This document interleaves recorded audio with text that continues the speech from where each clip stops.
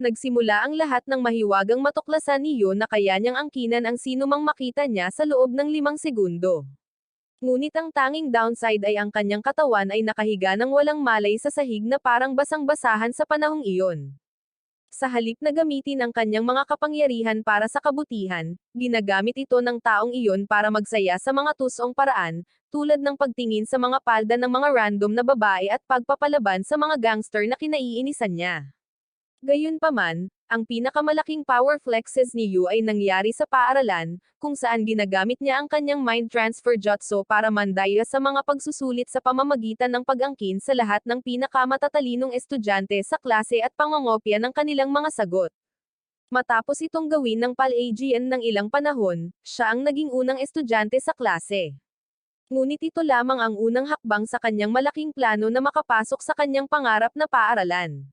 Para sa susunod na yugto ng kanyang plano, gumawa siya ng ilang investigasyon sa antas ng Sherlock Holmes upang mang-alap ng impormasyon mula sa lahat ng pinakamatatalinong kandidato na nag-a-apply sa paaralan.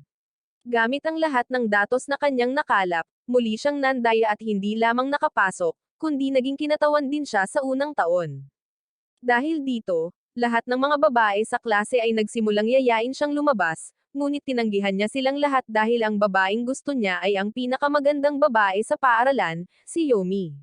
Upang makamit ang layuning ito, sinundan niya si Yomi pagkatapos ng klase sa tabi ng kalsada, kung saan papalapit si Truck Kun, at sinaniban ang driver. Pinaandar ni Yu ang truck patungo kay Yomi at agad na bumalik sa kanyang katawan. Itinulak niya ito palayo sa panganib sa huling segundo. Habang sinusubukan ni Yu na tingnan si Yomi, ipinaalam niya sa kanya na may pinsala ang kanyang binti, kaya inalok niya itong dalhin sa infirmary. Matapos matapalan si Yomi, inalok niyang bigyan ng tanghalian bilang gantimpala sa pagliligtas sa kanyang buhay, at pumayag siya. Sa restaurant, kumain sila ng pancake habang nag-uusap tungkol sa kanilang mga interes.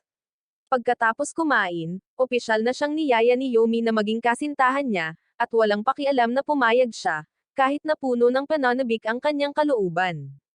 Kinabukasan, nakatanggap siya ng text mula kay Yomi na nag-aanyaya sa kanya na maglakad pa uwi kasama nito, at labis siyang natuwa kaya't gumawa siya ng mahinang ligami evil laugh sa kalagitnaan ng klase. Gayunpaman, naputol ang kanyang pagdiriwang ng ibalita ng isang babae sa radyo ng paaralan na inimbitahan siya sa opisina ng Student Council pagkatapos ng klase. Kalaunan, sa opisina ng Student Council, sinabihan siya ng presidente na gayahin ang kanyang perpektong marka sa pinakabagong pagsusulit ng akademya na nasa harap niya dahil pinaghihinalaan siyang nandadaya, at mapapatalsik siya kung babagsak or tatalikuran niya ang pagsusulit. Habang isinasagawa ang pagsusulit, inilipat ni Yu ang kanyang kamalayan sa presidente sa pagtatangkang mandaya, ngunit nakita niyang may hawak siyang isang cultured magazine sa halip na ang mga sagot, na ikinadismaya niya. Nang bumalik siya sa kanyang katawan, isang babaeng nagngangalang Tomori ang biglang sumulpot at isiniwalat na siya ang presidente ng Student Council ng ibang paaralan na alamang tungkol sa kanyang mga kakayahan dahil ilang araw na siyang iniimbestigahan nito. Nang mapagtantong tapos na siya, tumakbo si Yu para makatakas ito at sinubukang hilahin ang kanyang kasintahan, ngunit natamba si Yomi sa lupa, kaya iniwan niya ito habang nagmamadali. Habang tumatakbo si Yu sa kalye, biglang sumabog ang mga bagay sa paligid niya, na lalong nagpatakot at nagpagulo sa kanya. Nang sandaling iyon, isang nerd na may salamin na nagngangalang Takajo ang sumulpot at hinampas siya sa ere sa bilis na parang bahagya bago bumagsak sa lupa. Hindi maintindihan ni Yu ang nangyari, kaya ipinaliwanag ni Takajo na kaya niyang gumalaw ng kasing bilis ni Sonic, ngunit palagi siyang nababaliw dahil ang bilis niya ay walang kaakibat na pahinga. Biglang dumating si Tomori at isiniwalat na maraming tao ang may supernatural na kapangyarihan sa mundo, ngunit ang mga kapangyarihang iyon ay isang sakit na iiwan nila kapag sila ay nasa hustong gulang na. Pagkatapos ay hiniling niya kay Yu na mag-aral sa kanyang paaralan, ang Star Ocean Academy, hanggang sa mawala ang kanyang mga kapangyarihan at sinabing mayroon na siyang pahintulot ng kanyang tagapag-alaga. Gayunpaman, nagalit si Yu sa kanyang ugali at sinubukan siyang suntukin, ngunit bigla siyang naging invisible at binugbog siya hanggang sa maging pulpol. Habang nasa lupa siya, ipinaliwanag ni Takajo na ang kanyang kakayahan ay ginagawa siyang invisible ng isang tao lamang sa isang pagkakataon, habang ang iba ay nakikita siya ng lubusan. Pagkatapos ay hiniling ni Tomori sa kanya na sumali sa student council ng paaralan nito upang magamit niya ang kanyang mga kapangyarihan upang matulungan silang pigilan ang mga taong umaabuso sa kanilang mga kapangyarihan, at sa wakas ay pumayag siya. Di nagtagal, umuwi si Yo, kung saan ipinaalam sa kanya ng kanyang nakababatang kapatid na si Ayumi na nakakuha sila ng mga scholarship upang mag-aral sa Star Ocean Academy. Kinabukasan, lumipat si Yo sa kanyang bagong dorm room. At natuwa ang kapatid niya dahil napakalaki ng kwartong ito. At kalaunan ay nakipagkita kay Yomi upang humingi ng tawad sa pag-iwan sa kanya. Pagkatapos ay sinabi niya sa kanya na hindi na siya makakapunta rito dahil lumipat siya sa isang bagong paaralan at nasa ilalim ng pagmamatsyag, ngunit hiniling niya rito na bisitahin siya paminsan-minsan para sa ilang mga sesyon. Gayunpaman, sinabi ni Yomi na magmumukha lamang siyang stalker, ngunit makasarili pa rin siyang nagpumilit. Kaya, iniwan siya ng babae at lumabas ng restaurant, na iniwan siyang gulat at walang masabi. Kinabukasan, isinuot ni Yu ang kanyang bagong uniforme sa paaralan at gumawa ng ilang JoJo poses habang naghahanda siyang umalis papuntang paaralan. At binigyan siya ni Ayumi ng kanyang tanghalian. Nang tanungin niya kung ano ang inihanda niya, masayang sinabi niya na omelette rice iyon, ngunit nainas ang kapatid dahil sawa na itong kainin araw-araw. Pagkalipas ng ilang sandali, dumating si Yu sa paaralan at sorpresang sumulpat si Tomori kasama si Takajo at sinalubong siya. Tinanong ni Yu kung ang paaralan ay katulad ng mutant school ni Charles Xavier, kung saan lahat ay may supernatural na kapangyarihan, ngunit sinabi ni Takajo na hindi dahil karamihan sa mga estudyante ay nagpapakita lamang ng mga palatandaan, na nagiging dahilan upang magkaroon sila ng mga kapangyarihan sa kalaunan. Habang naglalakad sila sa pasilyo, ipinaliwanag ni Tomori na ang mga taong may kapangyarihang tulad nila ay dating ginagamit bilang mga guinea pig para sa mga eksperimento nang sila ay mahuli. Ngunit sa palagay niya ay hindi naman ganoon kasama hanggang sa ibunyag niya na nangyari ito sa kanyang nakatatandang kapatid. Tinanong ni Yo kung bakit nila siya kinuha para sa student council, kaya ipinaliwanag niya na ang council ay may napakahalagang responsibilidad, na siyang maghanap ng mga taong may kapangyarihan sa ilang at alinman sa pag-secure sa kanila bago pa man sila maabutan ng iba or takutin sila na huwag gamitin ang kanilang mga kapangyarihan. Kahit na narinig ito, nag-alinlangan pa rin si Yo na tulungan sila, kaya nangako si Tomori na babayaran siya ng malaking halaga para mabigyan niya ng maayos na pagkain si Ayumi sa araw-araw sa halip na ang basurang kinakain nila ngayon. Sa klase, ipinakilala ni Yu ang sarili sa kanyang mga kaklase bilang isang bagong estudyante na lumipat mula sa Hinamori High School, at ang kanyang Sigma energy ay napakalakas kaya agad na nahumaling sa kanya ang lahat ng mga babae. Ito ang nagpasaya sa kanya, ngunit nang makita niyang kasama niya sina Tomori at Takajo sa kanyang klase, agad siyang nalungkot. Pagkalipas ng ilang oras, tinanong ni Yu si Takajo kung paano naging presidente ng student council si Tomori kahit na first year pa lang siya, at ipinaliwanag ni Takajo na bukas ang posisyon para sa mga estudyante ng lahat ng baitang dahil ang mahalaga ay ang kakayahang kumilos habang ginagamit ang mga kapangyarihan. Sa oras ng tanghalian, binuksan ni Yu ang kanyang bento box, at nang makita niya ang ginawang omelette rice ni Ayumi, nakaramdam siya ng pagkadismaya na ginawa rin nito ang parehong bagay na kinain nila kagabi. Biglang sumulpat si Takajo sa likuran niya at tinanong kung ano ang plano niyang gawin para sa tanghalian. At nang sabihin niyang wala siyang plano, hiniling ni Takajo na pumunta siya sa cafeteria para mailibot niya ito. Nang tanungin ni Yo kung bakit hindi niya iniimbita si Tomori, sinabi ni Takajo na maaari niya itong imbitahan kung gusto ni Yu, ngunit sinabi ni Yu na ayos lang. Pagdating sa cafeteria, napansin nilang may nakaupo na, kaya iminungkahi ni Takajo na bumili ng ilang sandwich at kainin ang mga ito sa klase. Gayunpaman, itinuro ni Yu na ang mga pila para sa mga iyon ay kasing haba ng mga nasa Pizza Hut, ngunit sinabi ni Takajo na madali niya itong makakayanan gamit ang kanyang mga kapangyarihan. Pagkatapos ay sumugod siya ng napakabilis at kumuha ng ilang sandwich habang naguhulog ng mga barya sa mesa, ngunit ang shockwave ay nagpatalsik sa lahat ng mga estudyante at bumangga siya sa isang pader na salamin sa malapit. Nagsimulang magtaka ang mga estudyante kung sinalakay ba ni Bakugo ang kanilang bersikulo, ngunit ang talunan na may salamin ay nakipagkita kay Yu at sinabing ang misyon ay isang tagumpay dahil nakakuha siya ng ilang cutlet sandwich. Tinanong ni Yu kung paano niya ito matatawag na isang tagumpay kung siya ay bagbog na bagbog, ngunit sinabi ni Takajo na maayos siya dahil ang plot armor na suot niya sa ilalim ng kanyang uniforme ay pumihil sa kanya na magtamo ng anumang malubhang pinsala. Gayunpaman, nakita ni Yu ang kanyang walang laman na bungo na nagtatapon ng dugo na parang bukal ng kabataan at sinabi sa kanya na mas mapanganib siya kaysa sa hitsura niya. Tinanong ni Yu kung bakit laging nag-iisa si Tomori, kaya ipinaalala sa kanya ni Takajo na nakikita siya ng lahat maliban sa target habang ginagamit ang kanyang kakayahan. At dahil nakikita ng lahat na palagi niyang pinapahirapan ang mga tao, tinatrato nila siya na parang sakit ng tao.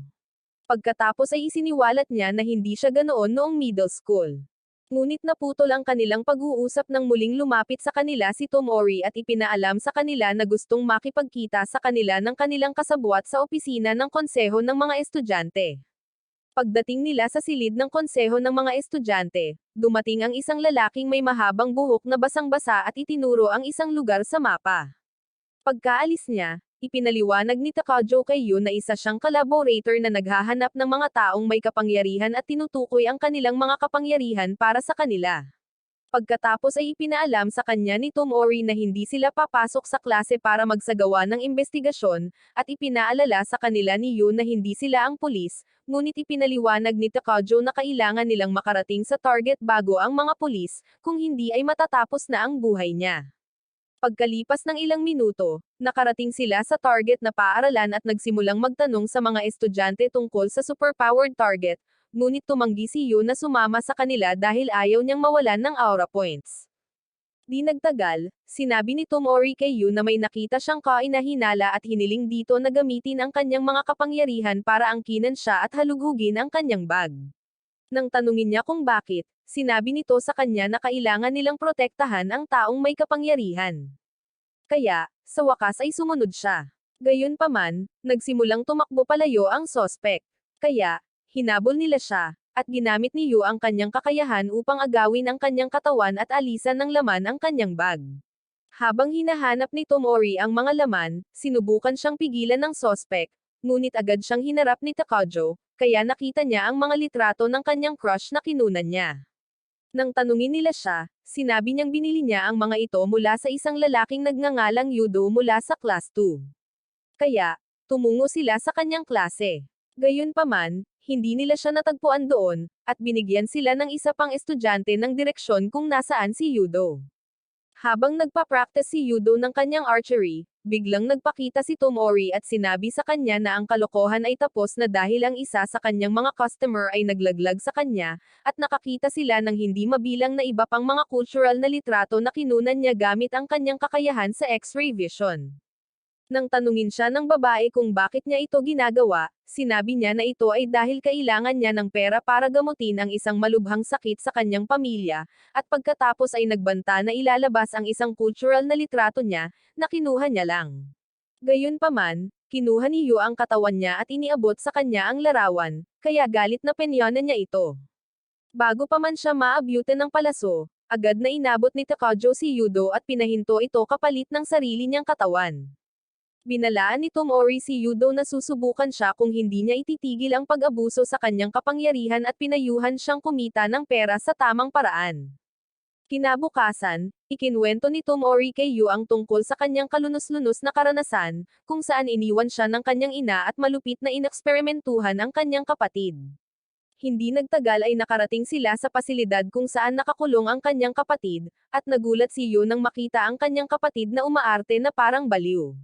Habang naglalakad sila kasama niya, ikinwento ni Tomori kay Yu kung paano tinatrato ng mga siyentipiko ang mga taong may kapangyarihan na parang baterya at itinatapon pagkatapos. Kinabukasan, nagbalot si Ayomi ng omelet rice para sa tanghalian ni Yu. At kahit na sinabi niyang ayaw niya nito, pinilit pa rin siya ni Ayomi na dalhin ito sa paaralan.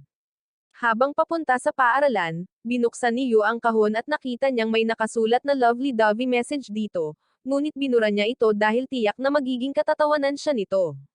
Pagdating niya sa paaralan, napansin ni Takajo na mainit ang ulo niya. Kaya, iminungkahi niya na bumili ng limitadong stock na beef tongue curry para sa tanghalian, umaasang mapapasaya siya nito. Dahil limitado ang stock, nag-aalala si Yu na baka hindi sila makarating sa oras para makuha ang mga curry, ngunit tiniyak sa kanya ng apat na matang speedster na makukuha niya ito. Agad na tumunog ang lunch bell. Mabilis na lumabas ng klase ang feeling Quicksilver, at nakarinig siya ng malakas na kalabog, na nagpapahiwatig na muli siyang naaksidente. Pagdating ni Yu sa cafeteria, nakita niya si Takajo na nakangiti at duguan ng mukha at inaanyayahan siyang kumain ng curry kasama niya. Pinayuhan siya ni Yu na pumunta muna sa ospital, ngunit pinunasan ni Takajo ang dugo at sinabing sanay na siya rito. Habang tinitikman ni Yu ang curry, namangha siya na kasing sarap ito ng mga pangunahing putahe ni Ninong Rai. Kaya, isinubo niya ang buong pagkain sa kanyang bibig. Sa kasamaang palad, naputol ang kanilang bonding time nang makatanggap si Takajo ng tawag na nagpapaalam sa kanya na darating muli ang kanilang collaborator. Kaya, sinabihan niya si Yu na sumama sa kanya sa pagpunta sa opisina. Pagdating nila sa opisina, muling pumasok ang collaborator, si Takahito, at tahimik na tinanong ni Yu kung bakit laging basang-basa si Takahito.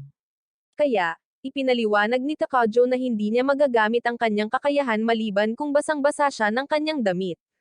Pagkatapos ay itinuro ni Takahito ang isang lokasyon sa mapa gamit ang isang patak ng tubig at ipinaalam sa kanila na ang kapangyarihan ng target ay nag-channel. Nang tanungin ni Yu kung ano ang channeling, ipinaliwanag ni Tomori na ito ay isang kakayahan na nagpapahintulot sa gumagamit na makipag-ugnayan sa mga sawi. Habang sinusubukan ni Yu na ay proseso ang impormasyong ito, isiniwalat ni Takahito na ang target ay may pangalawang kakayahan, na siyang pyrokinesis, at ikinagulat ito ng lahat. Gayunpaman, may mas malaking issue pa na ibinalita si Tomori. Ang lugar na naka-highlight sa mapa ay isang kalsada, na nangangahulugang ang target ay gumagalaw sa halip na pumapasok sa paaralan, ngunit lumabas pa rin sila upang mag-imbestiga. Di nagtagal, nakarating sila sa eskinita na ipinapakita sa mapa. At pagkatapos tumingin-tingin ng ilang minuto, nakakita sila ng ilang kahon sa sulok. Dahil may UP ang kahon, hinulaan ni Tomori na natama ng target ang kahon habang tumatakbo sa eskinita. Ngunit lalo lamang silang nag-aalala dahil alam na nila ngayon na hinahabol ang target. Habang nag-iimbestiga pa sila, nakakita sila ng dalawang pares ng bagong bakas ng paa, na nagpapakita na may isang matanda na humahabol sa isang babae. Kaya, tumakbo sila sa unahan para hanapin ang mga ito. Maya-maya ay nakakita sila ng isang babae sa kalye at tinanong ito kung may nakita ba siya. At sinabi ng babae na kamakailan lamang ay nakakita siya ng isang idolo na nagngangalang Yusa na hinahabol ng isang tao. Kahit na pamilyar ang pangalan kina Yu at Tomori, hindi nila lubos na matukoy kung saan. Ngunit agad na napatalon si Takajo sa tuwa dahil si Yusa ang idolo na pinapantasya niya. Doon din, nakita ni Yu ang isang taong tumitingin sa kanila sa sulok. Kaya, sumugod siya para mag-imbestiga. Gayunpaman, agad siyang natamba ng misteryosong tao. Kaya, hiniling ni Yu kay Takajo na atakihin siya gamit ang kanyang mabilis na paggalaw. Habang sumusulong si Takajo, sinakop ni Yu ang katawan ng sospek, na hinayaan si Takajo na iuntog ito sa pader, ngunit sa huli ay naramdaman ni Yu ang sakit. Sa interogasyon, isiniwalat ng lalaki na sinusunod lang niya ang utos ng isang kumpanyang nagngangalang Taho Television na hanapin si Yusa. Nang tanungin ni Tomori kung sino ang nagpadala sa kanya, sumumpa siyang hindi niya alam, kaya pumayag ang babae na tumawag ng ambulansya para sa kanya. Habang dinadala siya palayo ng ambulansya, nilapitan sila ng isang lalaking may pulang buhok na nagngangalang Shu, na nagtanong sa kanila kung bakit sila naroon. Kaya, ipinaliwanag ni Tomori na naroon sila para iligtas si Yusa, na kasalukuyang hinahabol. Nang tanungin ni Shu kung paano nila natamba ang lalaki, sinabi ni Tomori na gumamit sila ng mga superpower tulad ni Yusa, at nagulat siya na alam nila ang tungkol sa mga kapangyarihan ni Yusa. Pagkatapos ay inaangkin ni Tomori na kaya nilang iligtas si Yusa, ngunit hiniling niya sa kanila na patunayan ito. Kaya, ginamit ni Tomori ang kanyang kapangyarihang hindi nakikita. Nang makita ito, sa wakas ay pumayag siyang dalhin sila upang makita siya, ngunit binalaan sila na ang sitwasyon ay mas komplikado kaysa sa kanilang iniisip. Pagdating nila sa pinagtataguan ni Yusa, agad na nagulat ang nakasalaming talunan sa pagkakita sa kanyang maluwalhating reyna, ngunit isiniwalat ni Shu na ang tunay na pangalan nito ay Misa, hindi Yusa. Nagdududa ang kanyang partner, si Kuta, sa kanila, kaya ikinwento sa kanya ni Shu kung paano nila natamba ang kalaban, hinabol siya gamit ang mga taktika ng Justice League. Habang tinatanong ni Tomori si Yusa, sinabi ni Yusa sa kanya na maaaring mayroon siyang magkahiwalay na personalidad dahil nagising siya sa kakaibang mga lugar. Dahil dito, napagtanto ni Tomori na maaari niyang ipasok ang mga espiritu sa kanyang katawan, at ginamit niya ang kapangyarihang ito upang ipatawag si Misa. Nang tanungin niya kung sino si Misa, isiniwalat ni Kuta na siya ang ate ni Yusa na nasawi sa isang aksidente ilang taon na ang nakalilipas. Nang sandaling iyon, kinuha ni Misa ang katawan ni Yusa at nagsimulang lumabas sa pamamagitan ng pagpapadala ng mga firebending moves sa silid hanggang sa pigilan siya ni Shu. Nang tanungin ni Tomori kung bakit tina-target si Yusa, sinabi ni Kuto na ito ay dahil aksidente niyang naiuwi ang isang telepono na pagmamayari ng isang kilalang producer at nakita ang ilan sa mga text nito na nagbunyag ng kanyang mga kaina-hinalang transaksyon. Tinanong ni Tomori kung pinaslang nila ito, at sinabi ni Kuta na pinaslang nila ito hanggang noong nakaraang araw. Kaya, itinuro niya na nasubaybayan nila sila sa tagwan na iyon at sinabing huli na para ibalik ito ng walang malaking kapalit. Kahit na pumunta sila sa pulisya, si Yusa ay hindi pa rin papapasukin sa industriya dahil sa paglaglag sa producer na iyon. Kaya, iminungkahi ni Misa na sunugin ang istasyon ng telebisyon. Gayunpaman, hindi sumasang-ayon si Tomori, na sinasabing ipapakulong lang niya si Yusa kung gagawin niya iyon. Matapos ang kaunting away sa pagitan ng dalawang mainitan ang ulo, nangako si Tomori na tutulungan niya silang makaalis sa sitwasyong ito. Kaya, pumayag silang makipagtulungan sa kanya. Nang sandaling iyon, muling kinuha ni Yusa ang katawan niya, at sinabihan ni Tomori ang mga lalaki na magsuot ng hindi tinatablan ng apoy bilang paghahanda sa kanilang plano. Nang gabing iyon, nakipagkita si Yusa sa TV producer para ibalik ang telepono, ngunit nagbanta itong tatapusin siya. Kaya, kinuha ni Misa ang posisyon at inihaw ang ilan sa kanyang mga gwardya. Sa tingin niya ay kaya pa niya ang isa at pinaslang ng mga lalaki ang dalawa pang gwardya gamit ang kanilang kakayahan, habang si Tomori ay naging invisible at gumamit ng ilang galaw sa producer, habang si Misa ay umakto na parang siya ang gumagamit ng mahika sa kanya.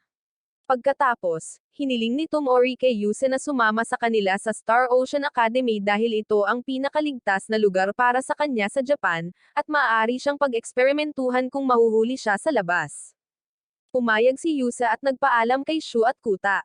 Kinabukasan, nagising si Yu at hinainan siya ni Ayumi ng French toast, ngunit nag-aalala siya dahil kakaiba ang pula nito. Agad niya itong natikman. Lumalabas ang kaluluwa niya sa kanyang katawan habang nilalasap ang kakaibang timpla ng asukal at pizza sauce. Ngunit nang tanungin siya nito kung masarap ba ito, sinabi nitong ayos lang dahil ayaw niyang saktan ang damdamin ng babae.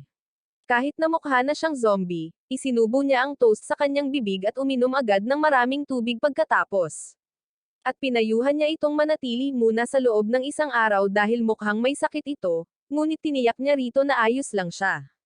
Sa paaralan, lahat ng mga talunan sa klase ay nagpahayag ng kanilang pananabik sa katotohanang lilipat si Yusa sa kanilang paaralan, at sumama sa kanila ang superfan number 1 na si Takajo. Ngunit nalulumbay na si Yu dahil alam niyang may paparating na bagyo pagdating niya. Sakto lang, dumating ang guro kasama si Yusa, at agad na nagpakilala ng sarili. Lahat ng mga walang silbing tao ay nagsimulang magsaya sa kanilang mga upuan hanggang sa magalang niya silang sinabihan na tumahimik.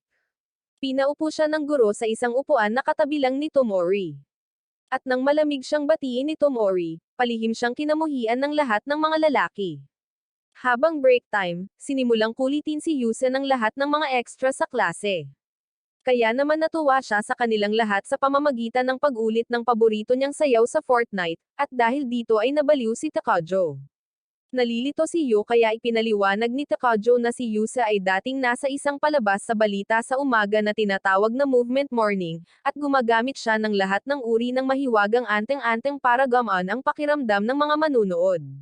Habang nagsasalita siya, muling sumingit si Tomori para ipaalam sa kanya na darating na naman ang collaborator niya, at pumunta siya sa upuan ni Yusa para tawagin din siya sa opisina ng Student Council.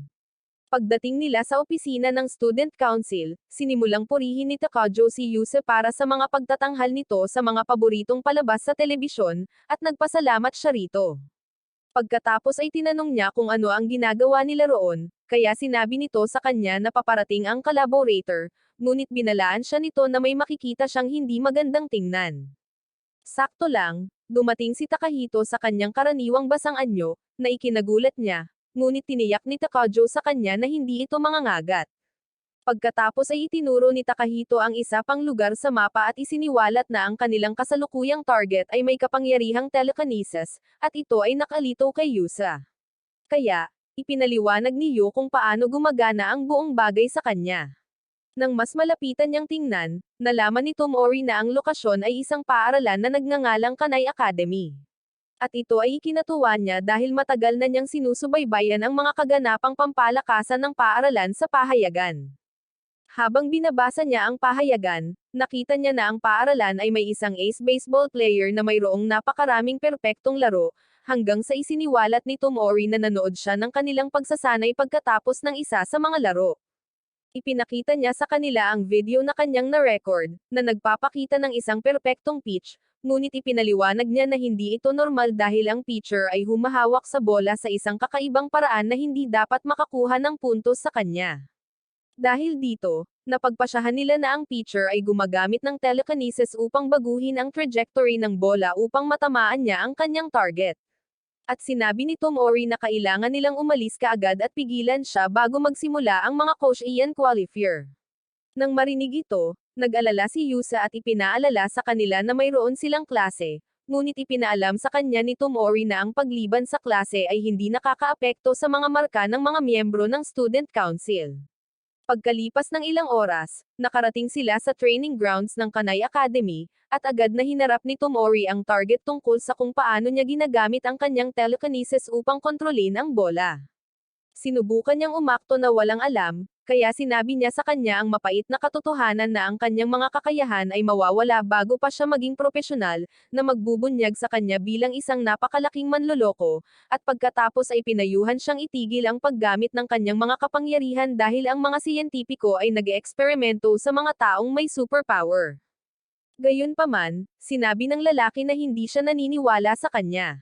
Kaya ginamit niya ang kanyang kapangyarihang maging invisible, at tinulungan ni Misa sa pamamagitan ng pagpapakita ng kanyang kapangyarihang magliyab. Dahil hindi pa rin nakikipagtulungan ang baseball boy na si Arfumi, iminungkahi ni Tomori na ayusin ang problema sa pamamagitan ng isang laro ng baseball sa pagitan ng kanyang paaralan at ng paaralan nila, na may kondisyon na itutuloy niya ang kanilang kahilingan kung matatalo siya at hindi sila manggugulo sa buhay niya kung mananalo siya. Tinanong ni Tomori kung ano ang nagtutulak sa kanya nang alam niyang hindi siya kailanman makakasali sa mga propesyonal, at sinabi niyang iyon ay dahil gusto niyang pumunta sa isang lugar na tinatawag na Kosen. Habang pabalik sila sa paaralan, tinanong ni Yu kung paano malalampasan ng baseball team ng kanilang paaralan ang telekinesis ni Arfumi sa court kung wala silang kapangyarihan, ngunit isiniwalat niya na ang plano ay sumali sila. Sa araw ng laro, tinanong siya ng kaibigan ni Arfumi na si Takato kung bakit sila lalaban sa Star Ocean, at sumagot siya na para ito sa kanilang kinabukasan. Nang magsimula ang laro, nagawa ng pitcher ng Ocean High na malampasan ang batter ng Kenai ng 3 beses ng magkakasunod. Kaya, sinabi ni Tomori na ang batter ay tiyak na napakasama para talunin siya ng pitcher ng kanilang paaralan. Nang marinig ito, nagalit ang pitcher at sinubukang huminto sa laro, ngunit ginamit ni Yusa ang kanyang mahiwagang anteng-anteng para baguhin ang kanyang isip. Nang ang kanina ang magpipitch, ginamit ni Arfumi ang kanyang telekinesis para i-dive ang bola diretso sa catcher, ang kamay ni Takako, at napagtanto ng grupo na si Takako ay isa ring star player. Sa susunod na pagpipitch ng Star Ocean, nataman ng batter ng Kanai ang bola, ngunit lumipat si Yu kay Misa, nasalo ito, at agad na ibinato pabalik. Pagkalipas ng ilang minuto, napagtanto ng Star Ocean team na nagsisimula na silang mastak. Kaya, sinabihan ni Tomori si Yu na gamitin ang kanyang mga kapangyarihan sa mga kalaban para mabaigo sila. Nang magumpisa muli ang laro, binigyan sila ni Yu ng kalamangan, ngunit nag-homesteal si Takato para pigilan silang makakuha ng 3 sunod-sunod na puntos. Sa susunod na break, inutusan ni Tomori si Takajo na gamitin ang kanyang mga kapangyarihan para tumakbo sa unang base, na sinasabing ay record siya nito sa super high-speed mode sa kanyang kamera. Habang nagpipitch, nabigo si Takajo na tamaan ang 2 sa kanilang mga inihagis, ngunit nataman niya ang pangatlo at agad na tumakbo ng mas mabilis kaysa kay Sonic sa isang power ring para madikit sa first base. Matapos ipakita ni Tomori sa referee ang clip, ibinigay niya sa kanila ang score. At sa susunod na pitch, matagumpay na natamon ni Misa ang bola. Nagpatuloy ang takbo ng Star Ocean hanggang sa makuha ni Yu ang bat at makatama ng ilang fouls. Nang sa wakas ay nakagawa siya ng isang magandang hit, lahat ay nagtakbuhan, at si Misa ang nagselyo ng panalo para sa koponan. Pagkatapos ng laro, hiniling ni Tomori kay Arfomi na huwag gamitin ang kanyang kakayahan dahil nanalo sila. Ngunit sinabi niya sa kanila na ang dahilan kung bakit niya ito ginamit ay upang matulungan si Takato, na isang world-class catcher, na makilala. Nang marinig ito, muling hinikayat siya ni Tomori na ipagpatuloy ang pag-cheer sa kanya at magtrabaho ng husto nang hindi ginagamit ang kanyang kapangyarihan at nangako na balang araw ay magiging proud siya sa kanilang mga nagawa ng magkasama. Kinabukasan sa klase, nagsimulang kumanta muli ang lahat ng mga estudyante para kay Yusa. At iniisip ni Yo kung kailan matatapos ang hype na ito, ngunit sinabi ni Takajo na hindi ito matatapos dahil isa siyang idolo na kasing sikat ni Ivana. Habang sinusuri muli ni Tomori ang kanyang kamera, biglang pinalibutan siya ng ilang mga babae. At naintriga si Yo kung ano ang nangyayari, ngunit sinabi ni Takajo na mas mabuting hindi niya malaman. Bigla, kinaladkad ng mga babae si Tomori sa ibang lugar. At napansin ni Yo na naiwan ang kanyang kamera sa kanyang mesa. Sinundan ni Yu ang mga babae papunta sa bakuran at pinanood sa sulok habang sinimulang suntukin ng isa sa mga babae si Tomori, na sinasabing para sa ilan sa kanyang mga kaibigan. Kahit na naaawa si Yu para sa kanya, naiintindihan niya ang kanilang mga pagkadismaya dahil ang mga pamamaraan ni Tomori ay medyo masyadong marahas at sukdulan. Pagkatapos nilang umalis, lumapit si Yu upang tingnan si Tomori, at tinanong siya nito kung nagustuhan niya ang katotohanan na hindi siya nagtaas ng daliri laban sa mga nang-abuso sa kanya. Pagkatapos lang, nakatanggap siya ng isang text na nagpapaalam sa kanya na darating ang collaborator. Pagdating nila sa opisina ng konseho, tinanong siya ni Yusa kung nilabanan niya si Madara, ngunit sinabi nitong isang grupo ng mga babae ang nagbigay sa kanya ng mga pinsala. Kaya, pumalit si Misa at nag-alok na maghiganti para sa kanya. Gayunpaman, tinanggihan ni Tomori ang alok, at naputol ang kanilang pag-uusap nang dumating si Takahito at ipinaalam sa kanila na ang kanilang susunod na target ay may kapangyarihang magpalutang. Nang marinig ito, agad na tumalon si Tomori ng masayang-masaya at ipinakita sa lahat ang isang magazine na may balita tungkol sa isang lumulutang na tao sa Japan. Sinabi niya na mga old freak lamang ang nakakuha ng interes sa bagay na ito sa ngayon, ngunit hinulaan niya na sandali na lamang bago lumala ang usapin. Dahil ang target ay kasalukuyang nasa bundok, hinulaan ni Tomori na nagsasanay siya ng kanyang mga kakayahan doon at iminungkahi na kumain ng steak sa lugar na iyon hanggang sa magpakita siya. Bilang unang hakbang sa kanilang plano, iminungkahi niya na pumunta sa supermarket upang bumili ng ilang probisyon para sa kanilang paglalakbay. Sa supermarket, inimpake ni Tomori ang mais na halaga ng isang buong koponan ng football sa cart. At nang tanungin ni Yo kung bakit, sinabi niyang gusto niyang mag-barbecue dahil ang target ay maaaring isang mahilig sa pagkain tulad ni Luffy at tumalon palabas kapag naamoy niya ito. Pagkatapos, nag-impake siya ng ilang iba pang mga bagay, ngunit nagreklamo si Yo na masyadong marami ang kanyang inilalagay na mga bagay. At habang pinapanood sila ng iba, natuwa si Yusa na makitang maayos ang kanilang pagsasama. Nang tanungin niya kung nagde-date na sila, sinabi ni Takajo na hindi posible dahil ngayon lang sila nagkakilala, ngunit inamin niyang isa silang kaakit-akit na dalawa, at sinabi ni Yusa na perpekto sila para sa isa't isa. Pagdating nila sa kanilang destinasyon, sinabihan ni Tomori ang mga lalaki na dalhin ang mga tent at kagamitan sa barbecue habang sila ni Yusa ang nag-aasikaso ng pagkain.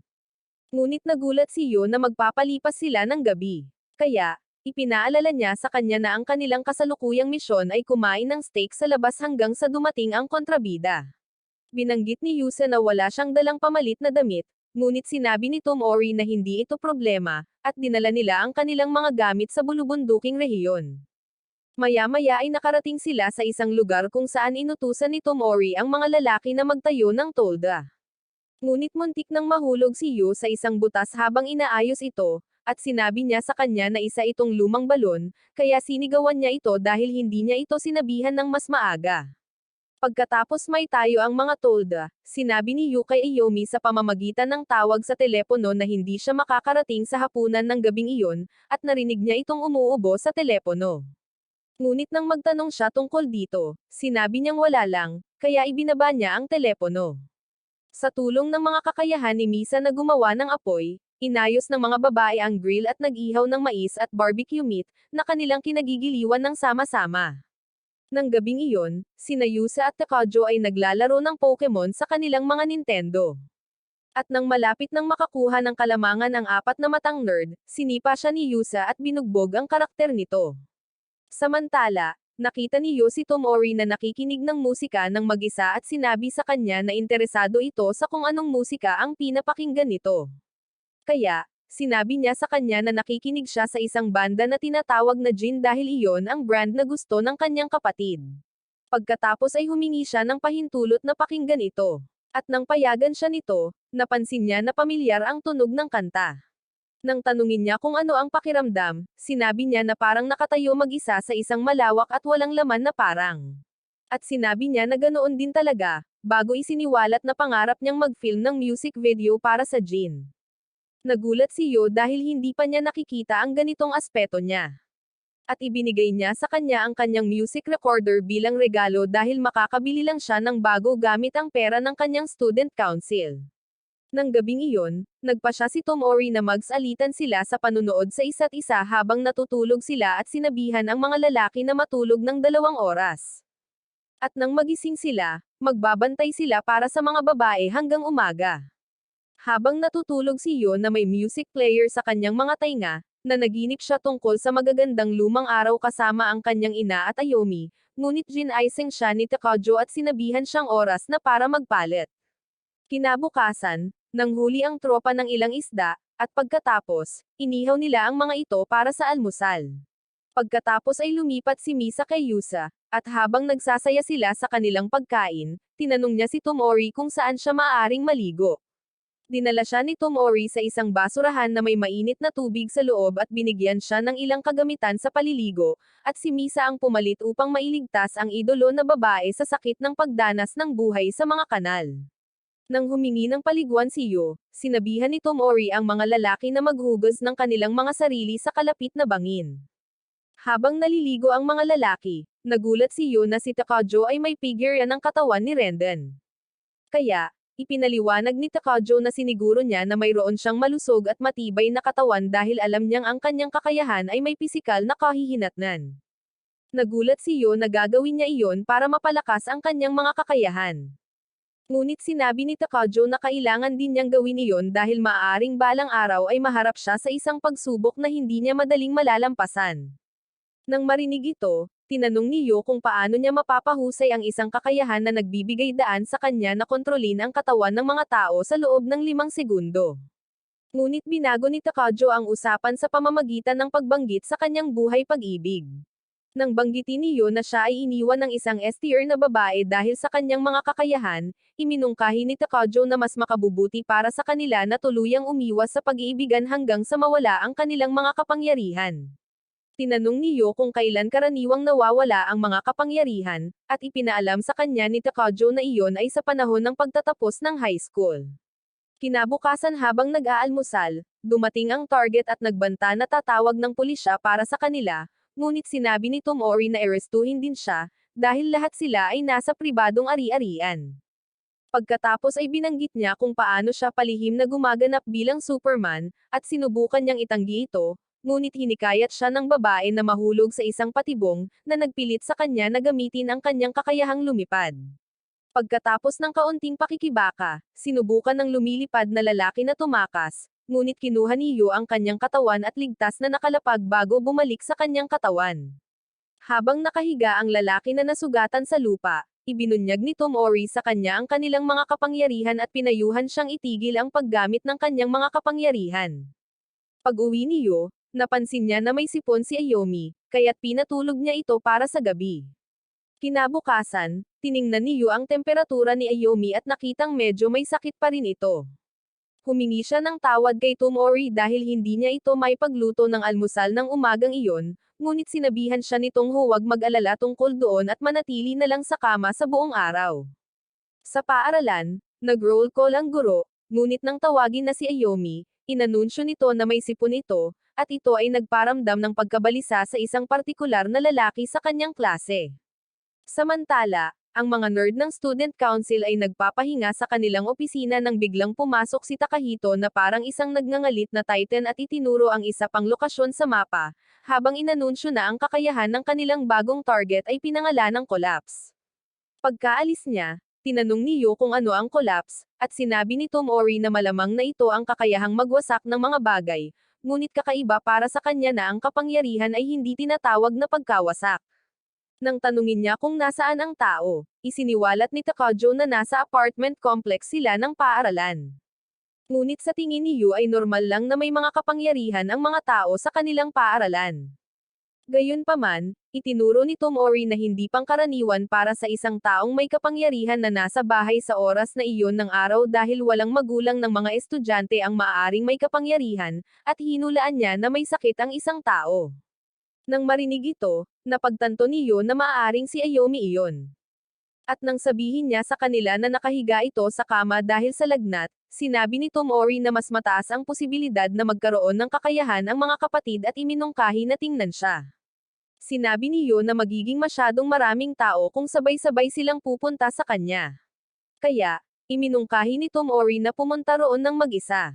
Gayunpaman, naalala ni Yu na malaking tagahanga ni Yuse si Ayomi, at matutuwa siyang makita ng personal ang kanyang idolo, ngunit napagtanto niya na ang apat na mata na fanboy ay magiging problema. Kaya, sinubukan niyang sakupin ito para mapatalon ito palabas ng bintana. Nang makita ito, napagtanto ni Tomori na dumating na ang idolo sa kanilang paaralan. At nang magmadali si Takajo para tingnan ang mga bintana, sinipa niya ito ng malakas papunta sa salamin, at nahulog ito sa ilang palapag. Natuwa si Yu na binigyan siya ni Tomori ng elite assist, ngunit natakot si Yuse para sa kanyang buhay. Kaya, sinabi ni Tomori sa kanya na magiging maayos si Takajo hanggat hindi ito bumagsak sa kanyang ulo dahil nakasuot ito ng body armor. Pagkatapos ay tinawagan niya ang ambulansya para sunduin siya at sinabi sa iba na pupuntahan nila si Ayomi pagkatapos ng klase.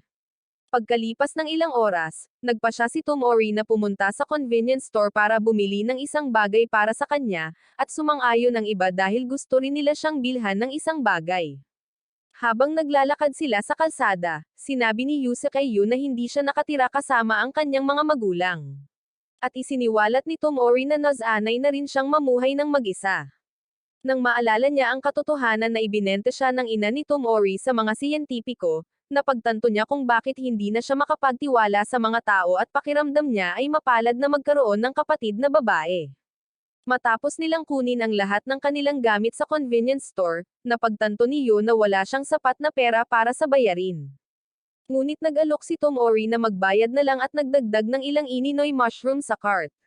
Nang tanungin ni Yu kung bakit niya nilalagay ang mga ininoy mushroom, nagsimula itong magreklamo tungkol sa kung gaano kasarap ang mga ito sa kanin, kaya hinayaan niya itong bilhin ang mga ito. At pumili si Yuse ng ilang mamahaling Danish cookies para idagdag din sa cart. Di nagtagal, nakarating sila sa apartment, at binalaan ni Yu si Yuse na ang presensya nito ay maaaring magdulot ng pagkabaliw sa kanyang kapatid or pagdurugo muli ng ilong dahil napaka-fan niya. Kaya nagsuot si Yuse ng maskara para magbalat kayo.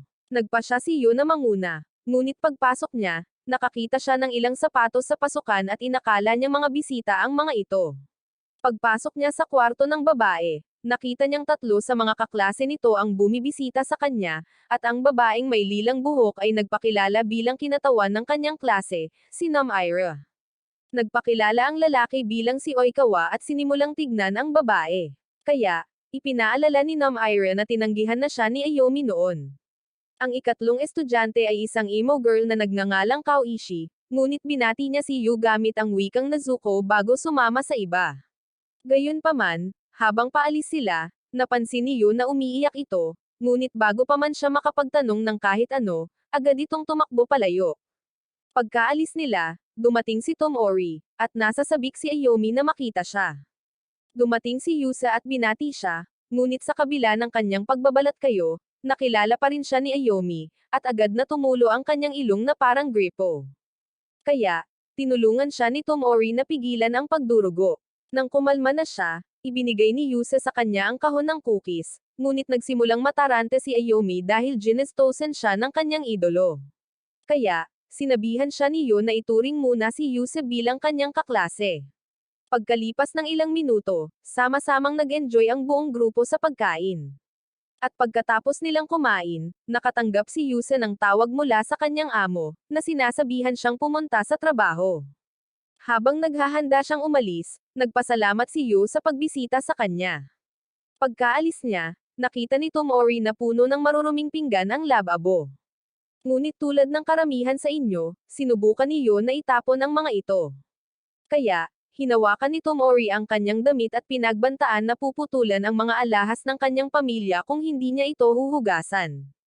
Habang sabay silang naghuhugas ng pinggan, tinutokso sila ni Ayomi, na sinasabing parang mag-asawa na sila.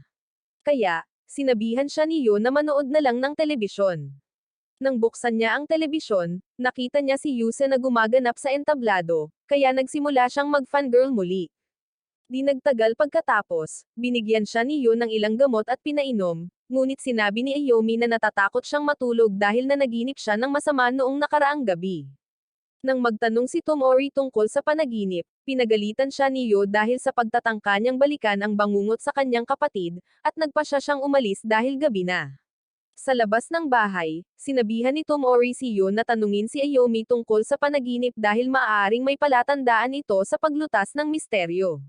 At dahil ang pangalan nito ay Collapse, hinulaan niya na ito ay isang mapanganib na kakayahan. Pagbalik ni Yu sa loob, tinanong siya nito kung ano ang nakita niya sa kanyang panaginip, at inilarawan niya ang pagbukas ng lupa. Kaya, sinabi na lang niya rito na nananaginip siya tungkol sa Dragon Ball para kumalma ito. Sa paaralan kinabukasan, sinabi niya sa iba ang tungkol dito, at hiniling ni Tomori kay Yu na manatili siya sa bahay ng araw na iyon para makapag-isip sila ng plano para mapanatili siyang ligtas. Nang araw na iyon, tiningnan ni Yu si Ayomi at nakitang mas maayos na ang kalagayan nito. Ngunit sa kabila ng mga reklamo nito, sinabihan pa rin niya itong manatili sa bahay. Gayunpaman, agad siyang umalis, palihim siyang umalis sa dorm at tumungo sa paaralan. Di nagtagal, ipinaalam muli ni Tomori kay Yu na hindi pinansin ng kanyang kapatid ang kanyang babala at sinabihan siyang bisitahin agad ang kanyang kapatid. Pagdating ni Ayomi sa paaralan, sinubukan ni Oikawa na pilitin ang sarili sa kanya, ngunit itinulak siya ni Nam-ira sa pader para makatakas ito. Habang tumatakbo siya sa pasilyo, nakita niya si Kaoishi, na natamba dahil sa katotohanang iniwan siya ni Oikawa dahil kay Ayomi. Pagkatapos ay sinimulan niya itong habulin gamit ang isang talam, at sinubukan ni Ayomi na tumakas, ngunit kalaunan ay narating ang isang dead end. Habang nagdarasal si Ayomi na may magligtas sa kanya, biglang gumana ang kanyang kakayahan, at siya ay natamba habang gumuho ang buong gusali. Nang makita ito, desperadong naghukay si Yu sa mga debris upang hanapin ang kanyang kapatid, ngunit isang malaking bato ang nabasag at bumagsak sa kanya. Maya-maya, nagising si Yu sa ospital, at agad na nagmadali ang nurse upang tawagan ang doktor, na nagtanong kung kumusta na siya. Nang tanungin ni Yu ang tungkol kay Ayomi, ibinalita ng doktor ang malungkot na balita na hindi ito nakaligtas. At siya ay natigilan sa gulat habang sinusubukang tanungin siya ng isang detective na nagngangalang Sumida. Sa serbisyong pang-alaala ni Ayomi, nakaupo si Yu nang mag-isa na may bakas ng kawalan ng pag-asa, at lalong pinalala ng kanyang ina ang sitwasyon nang sabihin niya sa kanya na magpatuloy na. Pag-uwi niya, inilagay niya ang isang larawan ni Ayomi sa mesa. At habang tumutulo ang isang luha mula sa kanyang mga mata, napagtanto niya na kahit kailan ay hindi niya ipinakita sa kanya kung gaano niya ito pinahahalagahan. Habang umiiyak, inamin ni Yu na ipinagwalang bahala niya ito dahil hindi niya inakala na bigla na lang itong mawawala sa kanya, at labis siyang nalungkot dahil hindi niya masasabi rito kung gaano niya ito kamahal. Pagkalipas ng ilang oras, nagising si Yu at hinanap ang mga natira sa bahay, at ang tanging nakita niya ay isang kahon na puno ng cup noodles. Ginugol niya ang sumunod na ilang oras sa paghigop ng noodles habang nanonood ng telebisyon hanggang sa tumunog ang doorbell. Habang tumitingin siya sa butas, nakita niya sina Yusa at Takajo na nag-aanyaya sa kanya na kumain ng hapunan sa restaurant kasama nila, ngunit tinanggihan niya ang alok. Nang mapansin ni Takajo na wala na si Yu sa pinto, kinuha ni Misa ang katawan ni Yusa at inutusan itong sirain ang pinto gamit ang kanyang kakayahang mag-breakneck.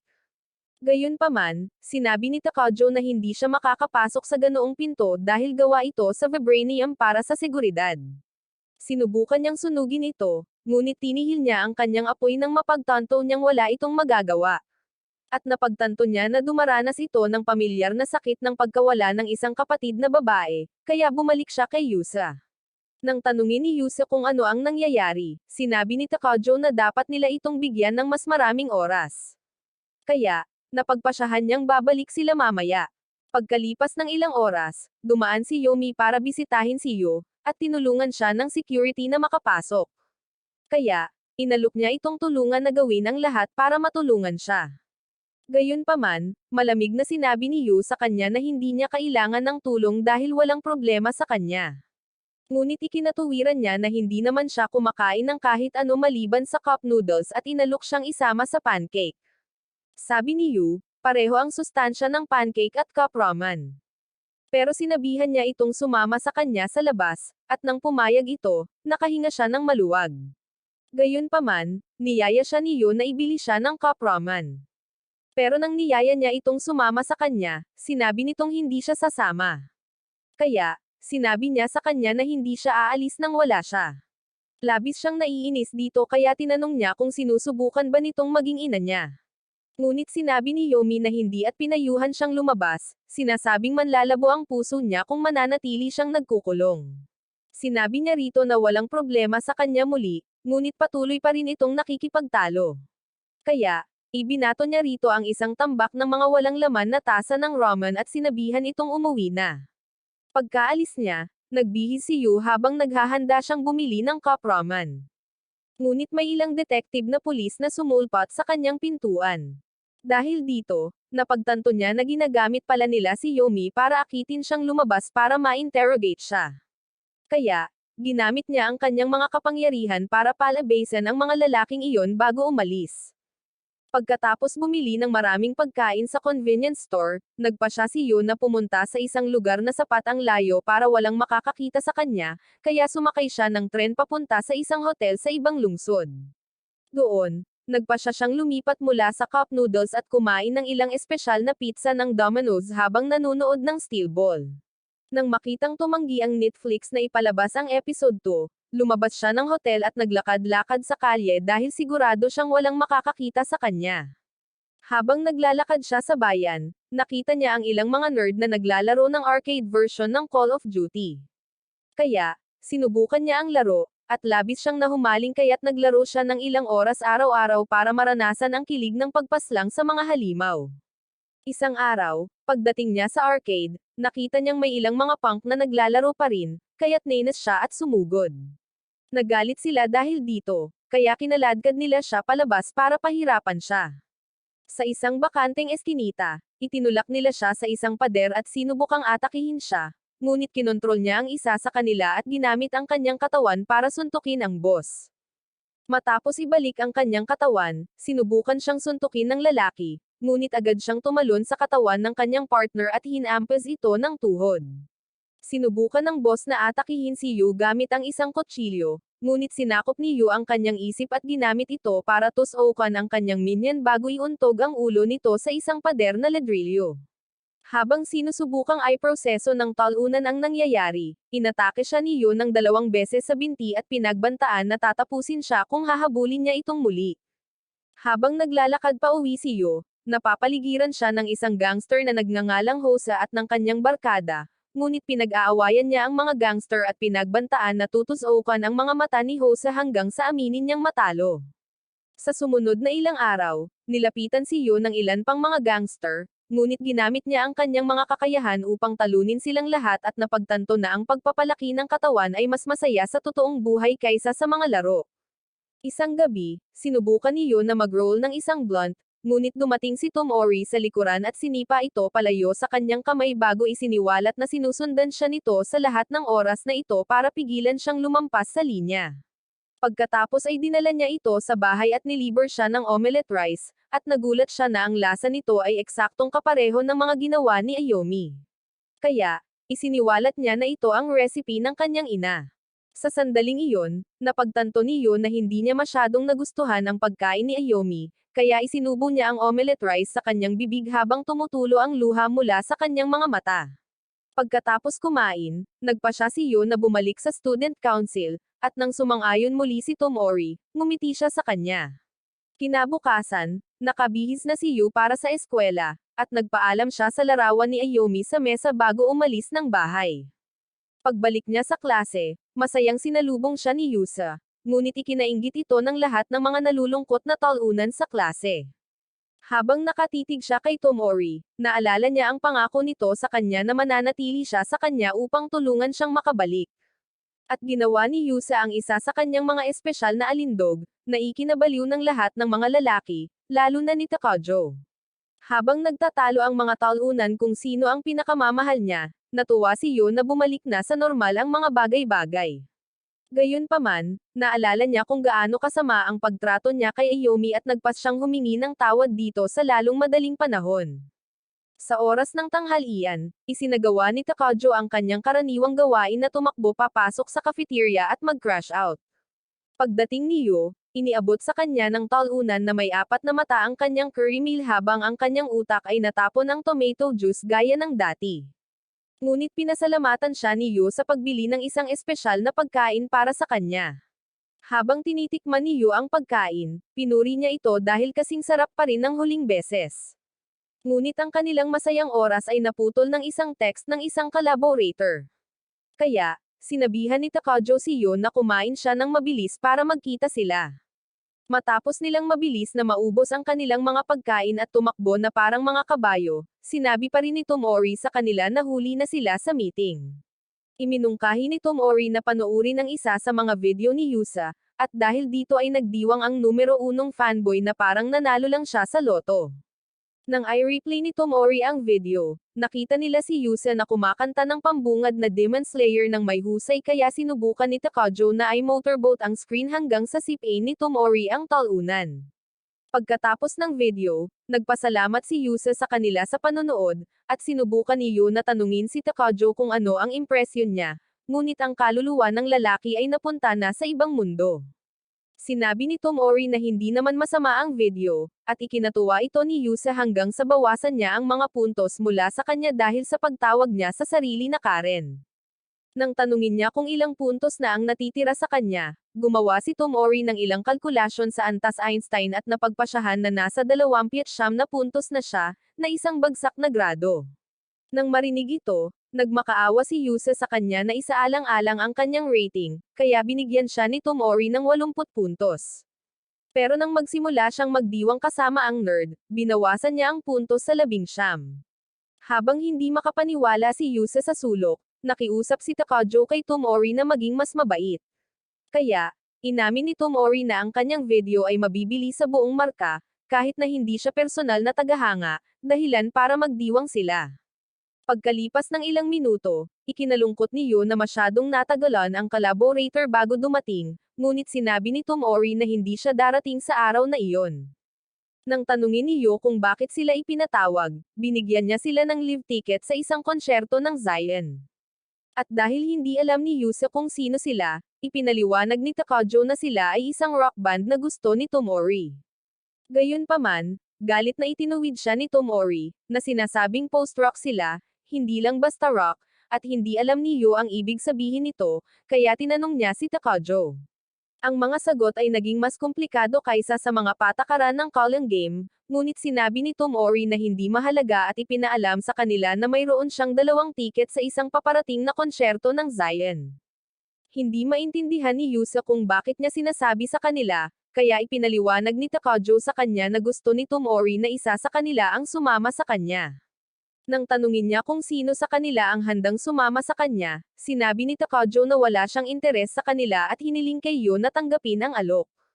At sinuportahan ni Yusa ang ideya, sinabing ito ang perpektong pagkakataon para makasama niya si Tomori. Sa halip na tanggapin na lang ang alok, ikinatuwiran ni Yo na hindi pa nila hinihiling si Misa. Ngunit agad na pumalit si Misa at sinabing pupunta lamang siya kung darating si Bieber. Malinaw na sinabi ni Tomori sa kanya na hindi darating ang paborito niya, kaya iniwan niya ang katawan ni Yusa, at sa wakas ay tinanggap ni Yo ang alok. Pauwi na siya, nakita niya ang isang bulag at pulang buhok na dayuhang babae, at agad, nang madaanan siya nito, naramdaman niya ang parehong pakiramdam na naramdaman niya noong unang beses niyang nakinig sa Zion. Nang tawagin niya ito, agad itong lumapit sa kanya at nagtanong ng direksyon kung saan siya makakabili ng ramen noodles, kaya dinala niya ito doon. Di nagtagal, nakarating sila sa tindahan ng pansit at inorder na nila ang kanilang mga order. Pero nalungkot si Yo dahil wala na si Ayomi para maghanda ng hapunan para sa kanya. Nang dumaan ang waiter para iabot ang kanilang pagkain, natarante siya nang makita niya nang malapitan ang babaeng may pulang buhok, at ipinakilala nito ang sarili bilang si Sarah, ang bokalista ng Zion. Agad na nanginag ang lalaki, at humingi siya ng pirma nito, na pinirmahan naman ni Sarah. Nang matikman niya ang pagkain, nagreklamo ito na masyadong manipis ang batter. Pero sabi ni Yo, ganoon daw talaga ang mga bagay-bagay sa Japan, kaya inamin ni Sarah na masarap ito. Pagkatapos kumain, lumabas sila ng restaurant, at napansin ni Sarah sa kilos ni Yo na nawalan siya ng isang taong mahal niya, kaya ikinwento niya rito ang tungkol sa pagkasawi ni Ayomi at dinala ito sa bahay nito para makapagbigay din ito ng huling pagpupugay. Habang naroon siya, tinawagan ni Yo si Tomori at sinabing kasama niya ang bokalista ng Zion, sa pag-aakalang magugustuhan niya ang ideya na makilala ito. Pero sabi ni Tomori, ang musika lang ng Jin ang interesado siya, hindi ang mga taong nasa likod nito. Dahil hindi sumipot si Tomori, dinala ni Yo si Sarah sa isa pang tindahan ng pansit kung saan marami siyang mangkok ng ramen. Sa tren pauwi, tinanong niya si Sarah tungkol sa kanyang pagkabulag, at ikinwento ni Sarah kung paano niya narating ang antas ng katanyagan ni Olivia Rodrigo, ngunit nagalit ang mga tagahanga sa kanya. Sa huli, naging bokalista siya para sa maliit na banda at ipinagpalit ang kanyang paningin para magkaroon ng matatag na karera. Kinabukasan, sinabi ni Yu kay Tomori na gusto niyang makilala ng kapatid niya si Sarah dahil malaking tagahanga ito ng Zion, at umaasa siyang makakapagpabalik ito sa kanyang katinoan. Kaya, pumayag ang babae na tulungan siyang magayos ng maiteng. Di nagtagal, nakarating sila sa kwarto ng kapatid ni Tomori na si Kazaki at nakita nila itong muling nawalan ng sarili. Ngunit kinanta ni Sarah ang isa sa kanyang mga klasiko, at nakatulong ito sa kanya na tuluyang kumalma. Labis itong nagpasaya kay Yun na may tumulo na luha sa kanyang mga mata, at inamin ni Sarah na masaya rin siya. Kinagabihan, inalala ni Tomori si Yu at nagpasalamat sa pagtulong sa kanyang kapatid na gumaling. Kinabukasan, sinubukan ni Yu ang ilang damit na binili niya sa tindahan ng dolyar, ngunit patuloy na bumababa ang kanyang aura habang dumarami ang kanyang sinusubukang damit. Kaya, nagtataka siya kung bakit siya nababalisa tungkol dito. Pagkatapos ay nagpasya siyang magsuot ng fit na damit na magmumukha siyang isang matini idol, at nagpaalam siya sa larawan ni Ayomi bago umalis ng bahay. Di nagtagal, nakita niya si Tomori sa parke na nakasuot ng damit panglungsod sa unang pagkakataon, at labis siyang namangha sa kagandahan nito kaya halos hindi siya makapagsalita. Habang naglalakad sila sa kalye, tinanong siya ni Tomori kung ano ang gagawin nila dahil marami pa silang oras bago magsimula ang konsyerto. Kaya, sinabi ni Tomori sa kanya na gusto niyang bumili ng mga paninda dahil, kung maghihintay sila hanggang matapos ang konsyerto, malamang ay wala na ang lahat ng sikat na produkto. Nagulat si Yo na isa siyang tagahanga, lalo na't tumanggi siyang makita ang bokalista noong nakaraang araw. Ngunit sinabi ni Tomori na hindi siya naroon para bumili ng karaniwang paninda, kundi isang high-tech na phone case na hinahanap niya. Nang tanungin niya kung ano ang bibilhin niya, sinabi niyang gusto niyang magkaroon ng mga kapares na phone case, ngunit sinabihan niya itong huwag bumili. Di nagtagal, nakarating sila sa tindahan ng paninda at nakita nilang napakahaba ng pila. Sinubukan ni Tomori na magpatuloy, ngunit napansin niya na abala si Yo sa pagtitig sa halip na sumama sa kanya, kaya hiniling niya rito na sumunod sa kanya para may makausap siya. Nang hawakan niya ang kamay nito, labis na nagulat si Yo dahil inakala nitong dati ay kinamumuhian siya nito, ngunit ngayon ay umaarte na parang kaibigan niya ito na may benepisyo. Habang nakatitig sa Johnboard, may naramdaman siyang kakaiba sa hangin. Ngunit nang tanungin niya kung ano iyon, sinabi nitong nagulat lang siya sa haba ng pila. Sinabi ni Tomori na karaniwan lang ito kapag may isang kilalang banda sa mundo sa bayan, at sa kasong ito, ang lugar ay hindi sapat ang laki para magkasya sila. Matapos matagumpay na mabili ang phone case, natuwa si Tomori sa mga tampok nito, at muling nagulat si Yu sa kung gaano siya kalaking fangirl. Di nagtagal, umupo sila sa concert hall at pinanood si Sara na kumakanta ng mga pekeng bersyon ng mga kanta ni Rihanna. At habang naghihiyawan ang mga tao, nakaramdam si Yu ng kakaibang pakiramdam, na ikan-alito niya. Pagkatapos ay inanunsyo ni Sara na oras na para kantahin ang kanyang bagong kantang hapon na pinamagatang Trigger. At habang kinakanta niya ang kanta, napagtanto ni Yu na narinig na niya ang kanta dati. Nang makarating siya sa mga nakakatuwang bahagi ng kanta, binaha ang isip ni Yu ng mga alaala, at binaha siya ng ilang kakaibang alaala na nagpasigaw sa kanya ng malakas sa gitna ng pagtatanghal. Ilang oras ang nakalipas, nasa cyber center sina Yu at Ayomi, at labis na humanga si Yu sa kanta nang marinig niya ito kaya halos mapatalon siya sa kanyang upuan. Nang tanungin ni Ayomi kung ano ang problema, sinabi niyang humanga siya sa news song at pagkatapos ay sumumpa na hindi niya malilimutan ang kantang iyon kahit anong mangyari. Nang tinawag na sila para sa hapunan, agad na tumakbo palayo si Ayomi. Ngunit habang sinusubukan ni Yu na sundan siya, tinawag siya ng isang matandang mananaliksik at sinabi sa kanya na naaawa siya sa kanila. Tinanong siya ni Yu kung bakit siya laging naroon, at sumagot ang matanda na doon siya nakahanap ng kanlungan dahil gusto niya ng mga mapaghamong ideya. Pagkatapos ay isinalaysay ng matandang lalaki kung paano ang unang lalaking humamon sa geocentric model ay isang erehe na inalisan ng kapangyarihan at awtoridad at inangkin na katulad siya ng lalaking iyon. Sa pila, ipinagdiwang ni Ayomi ang katotohanang kumakain sila ng curry. Ngunit sinabi ni Yu na lasang gamot lang ang lasa nito dahil sa lahat ng mga gamot na nagpapalakas ng kapangyarihan na hinaluan nila nito. Gayunpaman, sinabi ni Ayomi na naniniwala pa rin siya na ang kapangyarihan ay may kakayahang magpasaya ng mga tao, at nais niyang sumama sa kanila ang kanilang kaibigang si Shu. Gayunpaman, sinabi ni Yu na hindi makakapunta si Shu dahil masyadong nakakagambala ang kanyang mga kapangyarihan. At nang tanungin niya kung ano ang kanyang mga kapangyarihan, sinabi ni Yu na ito ay paggalaw ng espasyo at oras. Malakas niyang sinubukang i-hype si Shu bilang ang susunod na Gojo, ngunit tinakpan ni Yu ang kanyang bibig at ipinaalala sa kanya na dahil sa kamangha-mangha ang kanyang mga kapangyarihan kaya siya ikinulong.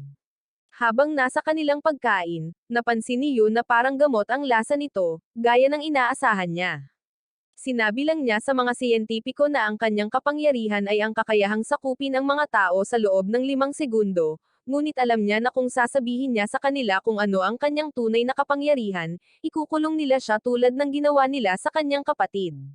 Nang sandaling iyon, umupo si Takahito sa likuran niya at sinabi sa kanya na sa wakas ay nakahanap na siya ng isang taong may kapangyarihang telepathy at binigyan siya ng isang piraso ng papel na naglalaman ng mga detalye kung saan niya mahahanap ang gumagamit ng telepathy, habang ipinapaalala sa kanya na siya na ang kanilang huling pag-asa.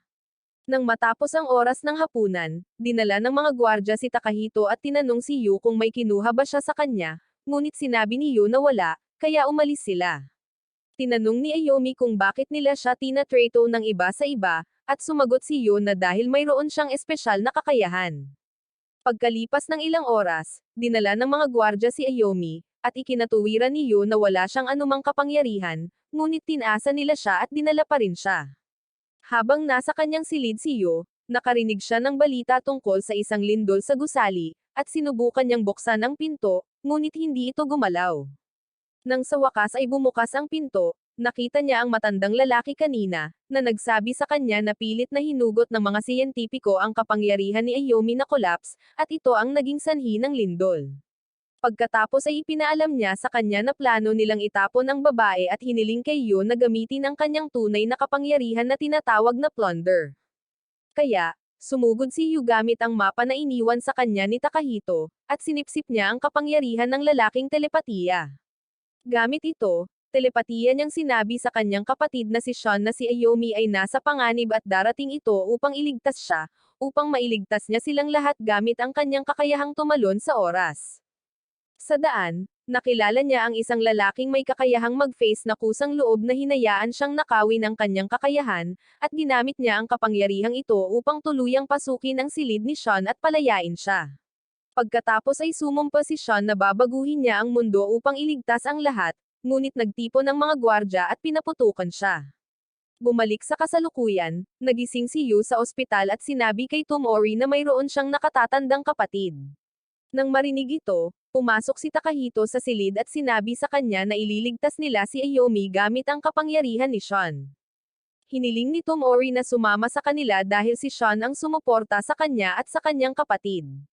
Dinala sila ni Takahito sa isang gusali sa ilalim ng lupa, na sinasabi niyang kanilang pinakamalaking kuta, at sa wakas ay nakita ni Yu ang kanyang kapatid na si Sean, na isang bulag, at nagpasya siyang sabihin sa kanila ang lahat. Sa insidente ng prison break, matagumpay na ginamit ni Sean ang kanyang kakayahang tumalon sa oras upang makatakas sa mga putok ng baril ng mga gwardya, at nagising siya sa nakaraan noong siya, si Ayomi, at si Yu ay napakabata pa at masayang namumuhay ng magkasama. Nang sabihin sa kanya ni Ayomi ang kanyang edad, napagtanto niya na mayroon silang 3 taon bago sila maabutan ng mga siyentipiko. Kalaunan ay nakilala niya si Takahito at sinabi rito na gusto nilang baguhin ang mundo ng magkasama. Kahit na hindi naintindihan ng dating bersyon ni Takahito ang kanyang pinag-uusapan, hinarap pa rin niya ito at isiniwalat na mayroon siyang kapangyarihan sa pagtalon sa oras.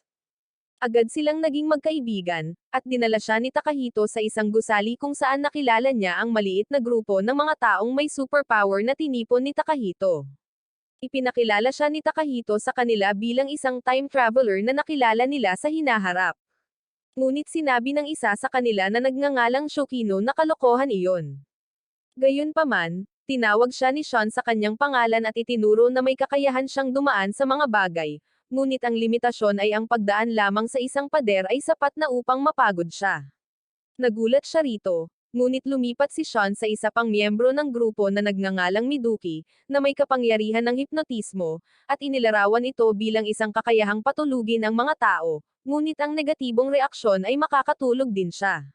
Pagkatapos ay tinawagan niya ang huling miyembro ng grupo na nagngangalang Maro at sinabing kaya niyang burahin ang mga alaala ng mga tao ng may tumpak na katumpakan, ngunit dapat ay matagal niya silang nasa pisikal na pakikipag-ugnayan habang hinahanap niya ang mga alaala.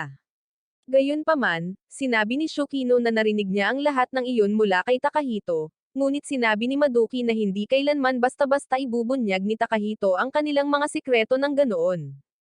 Nang tanungin niya kung bakit siya nagmula sa hinaharap, sinabi niya sa kanila ang lahat tungkol sa mga paghihirap na nakatakdang harapin ng mga taong may kapangyarihan sa hinaharap at isiniwalat din ang planong naisip nila sa hinaharap. Sinabi niya na ang tanging paraan upang maiwasan ito ay ang tipunin ang lahat ng may kapangyarihan at protektahan ang isa't isa. Sa paglipas ng panahon, mas maraming taong may superpower ang sumali sa kanilang grupo, at sila ay naging isang tunay na parang X-Men. Ngunit sa huli, sila ay mga batang paslit pa rin, kaya hinuli sila ng mga siyentipiko, at ang mga bagay ay palaging lumalala matapos ang isang taong pabaya at umatake sa mga mananaliksik para iligtas ang isang kasama. Isang araw, sa isang pagpupulong, tinanggap ni Sean na hindi sila sapat na malakas para protektahan ang kanilang sarili dahil sa kanilang murang edad, at iminungkahi niya na humingi ng tulong sa mga matatanda. Gayunpaman, ikinatuwiran ni Shikuro na hindi mapagkakatiwalaan ang mga matatanda, at sinabi rin ni Miduki na walang paraan para maunawaan sila ng isang matanda na walang kapangyarihan. Nang marinig ito, iminungkahi ni Takahito na pumunta sa mga matatanda na dating may kapangyarihan, at sumang-ayon ang lahat na subukan ito. Noong kaarawan ni Sean, nagdaos sina Ayomi at Yu ng isang maliit na salo-salo para sa kanya, at naisip niya na makalakam ng ilang milyon para sa kanilang misyon. Sa isang pagpupulong ng mga Chibi Avengers, ikinwento sa kanila ni Sean ang tungkol sa kanyang ideya sa pangangalap ng pondo, pati na rin ang kanyang plano na bumalik sa nakaraan at mangalap ng datos tungkol sa mga karera ng kabayo at loterya. Matapos kumita ng kayamanan mula sa mga henerasyon sa pamamagitan ng pagsusugal, pinlano niyang tipunin silang muli at bumuo ng isang organisasyon na hindi kayang tutulan ng mga siyentipiko.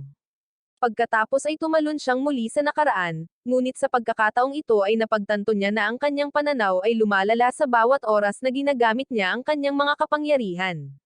Di nagtagal, nagdagdag sila ng mas maraming miyembro sa kanilang grupo at naglatag ng isang plano upang makalakam ng perang kailangan nila. Kinailangan pang tumalon si Sean sa panahon ng ilang beses para mangyari ang mga bagay-bagay, at naging napakasama ng kanyang paningin kaya nagsimula siyang gumamit ng salamin. Ang paraan ng paggana ng kanyang kapangyarihan ay ipinakita nito ang lahat ng kanyang mga karanasan sa buhay sa harap ng kanyang mga mata upang matulungan siyang maglakbay sa panahon, ngunit nangangahulugan ito na mawawala ang kanyang kakayahang maglakbay sa panahon kung mawawala ang kanyang paningin. Sa isang pagpupulong, nalaman ng grupo na ang ilan sa kanilang mga miyembro ay nabihag, at iminungkahi ni Takahito na humanap ng mas ligtas na matutuluyan. Di nagtagal, ipinagdiriwang ni Sean ang kanyang kaarawan kasama ang kanyang pamilya, at nang banggitin ni Yu ang paaralan, nagkaroon siya ng ideya na maaaring makalutas sa kanyang mga problema. Kalaunan ng araw na iyon, sinabi niya kay Takahito na kailangan niyang gumawa ng isa pang pagtalon sa panahon, kahit alam niyang maaari itong maging dahilan ng kanyang pagkabulag. Nang tanungin ni Takahito kung ano ang plano niyang gawin, sinabi niyang gagawa siya ng isang paaralan para protektahan ang mga may kapangyarihan at ang mga hindi pa nagkakaroon ng kapangyarihan. Pagkatapos ay isinagawa ni Sean ang kanyang huling pagtalon sa oras at tuluyan nang nawala ang kanyang paningin. Pagkatapos, itinatag niya ang Star Ocean Academy at sinabihan si Takahito na burahin ang lahat ng alaala ng kanyang mga kapatid tungkol sa kanya upang makapagtrabaho siya ng maayos sa dilim. Pagkatapos ay hiniling niya rito na lumikha ng iba pang mga paaralan para sa mga taong may kapangyarihan sa buong mundo. Ngunit nagreklamo si Takahito na magiging target siya, kaya iminungkahi ni Sean na itago ang kanyang mukha gamit ang kanyang buhok at magbuhos ng tubig sa kanyang sarili bilang pagbabalat kayo. Nang gabing iyon, dumating si Sean at ang barkada sa kanyang tahanan, at matapos patumbahin ni Miduki ang mga batang iyon gamit ang kanyang hypnosis, binura ni Maru ang kanilang mga alaala. Sa kasalukuyan, sinabihan ni Sean si Yu na gamitin ang kanyang kakayahang tumalon sa oras gamit ang kanyang kakayahang plunder, at isiniwalat ni Tomori na alam na niya ang tungkol sa tunay na kapangyarihan ni Yu simula pa noong una. Ipinaalam din niya sa kanya na ninakaw niya ang kapangyarihan ng lahat ng NOS-APN niya sa kanilang misyon hanggang ngayon, at agad itong sinubukan ni Yu gamit ang telekinesis. Pagkatapos, ginamit ni Yu ang kakayahan ni Sean na tumalon sa oras at ginamit ito upang bumalik sa nakaraan noong araw na nagkasakit si Ayomi. Sa pulong kung saan unang inanunsyo ang gumagamit ng collapse, prangka niyang sinabi sa kanila na si Ayomi ang target at hiniling kay Tomori na sumama sa kanya ng mag-isa sa kanyang apartment. Nang gabing iyon, sinabi ni Yu kay Tomori na naroon siya upang pigilan ang pagkasawi ni Ayomi, at pinasalamatan niya ito sa paghila sa kanya pabalik sa liwanag sa orihinal na timeline matapos niya itong mawala. Noong araw na dapat sana'y mangyari ang pagguho, ginamit ni Yu ang kanyang samsam upang nakawin ang kakayahan ni Ayomi at pagkatapos ay hinintay sa locker si Kaoishi na atakihin si Ayomi bago tumalon palabas para takutin ito. Pagkatapos, nakilala ni Yu sina Takahito at Miduki at hiniling sa kanila na dalhin siya kay Sean. Pagdating nila sa lungga ni Sean, tinanong ni Ayomi kung sino siya, at isiniwalat ni Yu na kapatid nila siya. Ipinaliwanag ni Sean sa kanya na tinanggal niya ang mga alaala ni Ayomi tungkol sa kanya para sa napakahalagang mga kadahilanan, at sinabi kay Yu na pinapunta niya si Ayomi doon dahil alam niyang nagising na si Yu sa kanyang kapangyarihan sa plunder matapos ipaliwanag ni Yu ang lahat sa kanya tungkol sa kung paano niya ginamit ang kanyang kakayahang tumalon sa oras. Pinuri ni Sean ang kanyang mga pagsisikap ngunit sinabing hindi na sila maaaring bumalik sa mapayapang pamumuhay na mayroon sila noon dahil taglay na ngayon ni Yu ang sukdulang kapangyarihan, na magtutulak sa hindi mabilang na grupo na susundan siya. Nagpasya siya na mananatili si Yu sa kanila hanggang sa mawala ang kapangyarihang ito, at isiniwalat na ang gusaling kasalukuyan nilang kinaroroonan ay isang pasilidad sa pananaliksik na nilikha niya upang pag-aralan ang mga supernatural na kapangyarihan, na ginagawa itong pinakaligtas na lugar para sa kanila sa buong Japan. Dinala sila ni Sean sa laboratorio kung saan nakilala ni Yu ang matandang tumulong sa kanya noon, at ipinakilala siya ni Sean bilang si Dr. Zomi, ang pinuno ng departamento ng pananaliksik. Nang tanungin ni Yu kung nasaan sila, ipinaliwanag ni Zomi na ito ay isang laboratorio kung saan sila bumubuo ng bakuna upang maiwasan ang isa pang pagsiklab ng sakit, ngunit nalito rito si Yu, kaya ipinaliwanag niya na ang kanilang mga supernatural na kapangyarihan ay isang sakit at gusto nilang mabakunahan ang bawat tao sa mundo bago muling bumagsak ang dust. Tinanong ni Yu kung ano ang dust, kaya ipinaliwanag ng matandang lalaki na ang Charlotte ay isang kometa na lumalapit sa mundo minsan sa bawat 75 taon, at kapag nangyari ito, ang mahiwagang dust ay umuulan sa mundo. Ang mga humihinga ng dust na ito ay nagkakaroon ng mga espesyal na kapangyarihan kapag naabot nila ang kanilang pinaka-emosyonal na yugto ng buhay. 400 taon na ang nakalilipas, ang kometa ay lumapit ng hindi pangkaraniwang sa mundo at nagpakawala ng sunod-sunod na dust, at kabilang sa mga humihinga ng dust ay ang mga taong tinaguri ang mga mangkukulam sa Europa. Dahil sa takot sa kanilang mahiwagang kapangyarihan, nagsagawa ang mga tao ng pangangaso ng mangkukulam, na nagresulta sa pagpaslang sa libu-libong tao. Matapos dumaan ang kometa sa daigdig 12 taon na ang nakalilipas, muling nagpakita ang mga kabataang may kapangyarihan, at kabilang dito sina Sean at Yu. Inaangkin ni Zomi na gumagawa sila ng bakuna upang matiyak na hindi ito mangyayari, at natutuwa si Yu na marinig ito dahil sa palagay niya ay malulutas nito ang lahat. Gayunpaman, sinabi ni Sean na ang proteksyon ay para lamang sa mga nasa ilalim ng kanilang impluwensya sa Japan dahil ang mga pangangaso ng mangkukulam ay nangyayari pa rin sa buong mundo. Sinabi ni Yu na hindi sila naaapektuhan nito, ngunit sinabi ni Sean na mali siya dahil ang mga may kapangyarihan sa ibang bansa ay maaaring magsama-sama balang araw tulad ng Akatsuki at ilubog ang mundo sa kaguluhan. Nang tanungin ni Yu kung makakatulong ang bakuna, sinabi ni Sean na mapipigilan lamang nito ang pagpapakita ng mga bagong sintomas, ngunit hindi nito maaapektuhan ang mga may kapangyarihan ng umusbong. Pagkatapos ay iminungkahi ni Yu na gumawa ng gamot upang gamutin iyon, ngunit sinabi ni Sean na imposible ito dahil ang paglikha ng isang bagong gamot ay isang proseso na tumatagal ng maraming taon, ngunit nangako siyang paprotektahan ang kanyang mga kapatid anuman ang mangyari. Nang marinig ito, sa wakas ay sumang-ayon si Yu na sundin ang kanyang plano, ngunit hiniling niya kay Sean na ibalik ang mga alaala ni Ayomi tungkol sa kanya. Gayunpaman, sinabi ni Sean na hindi ito posible, at nang banggitin ni Yu ang katotohanang nabawi niya ang sa kanya, ipinaliwanag ni Sean na ang sarili niyang kaso ay sanhi ng isang pambihirang trigger na hindi na maaaring maulit. Dahil dito, nalungkot siya, kaya sinabihan siya ni Sean na dapat silang tumuon sa paggawa ng mga alaala sa hinaharap, at opisyal na niyang ipinakilala ang kanyang sarili kay Ayomi. Pagkatapos ay ipinakilala niya sila sa iba pang miyembro ng koponan, at agad silang nagsimulang magsaya kasama si Ayomi. Kalaunan, tinuruan ni Sean si Ayomi ng ilang formula sa pisika habang nanunood si Yu, ngunit biglang dumating si Miduki at hiniling na sumunod sa kanya. Sumali siya sa iba sa paglalaro ng board game, at pagkatapos niyang mag-fumble sa bawat round, napagtanto nila na wala pang 10% ng dami ng brain cells na mayroon si Yu sa kanyang kapatid. Pagkatapos ay ipinaalam ni Takahito sa lahat na nakahanap siya ng isang taong may superpower, at hiniling ni Yu na sumama sa kanya sa pagpunta sa student council, ngunit tinanggihan ng lahat ang ideya.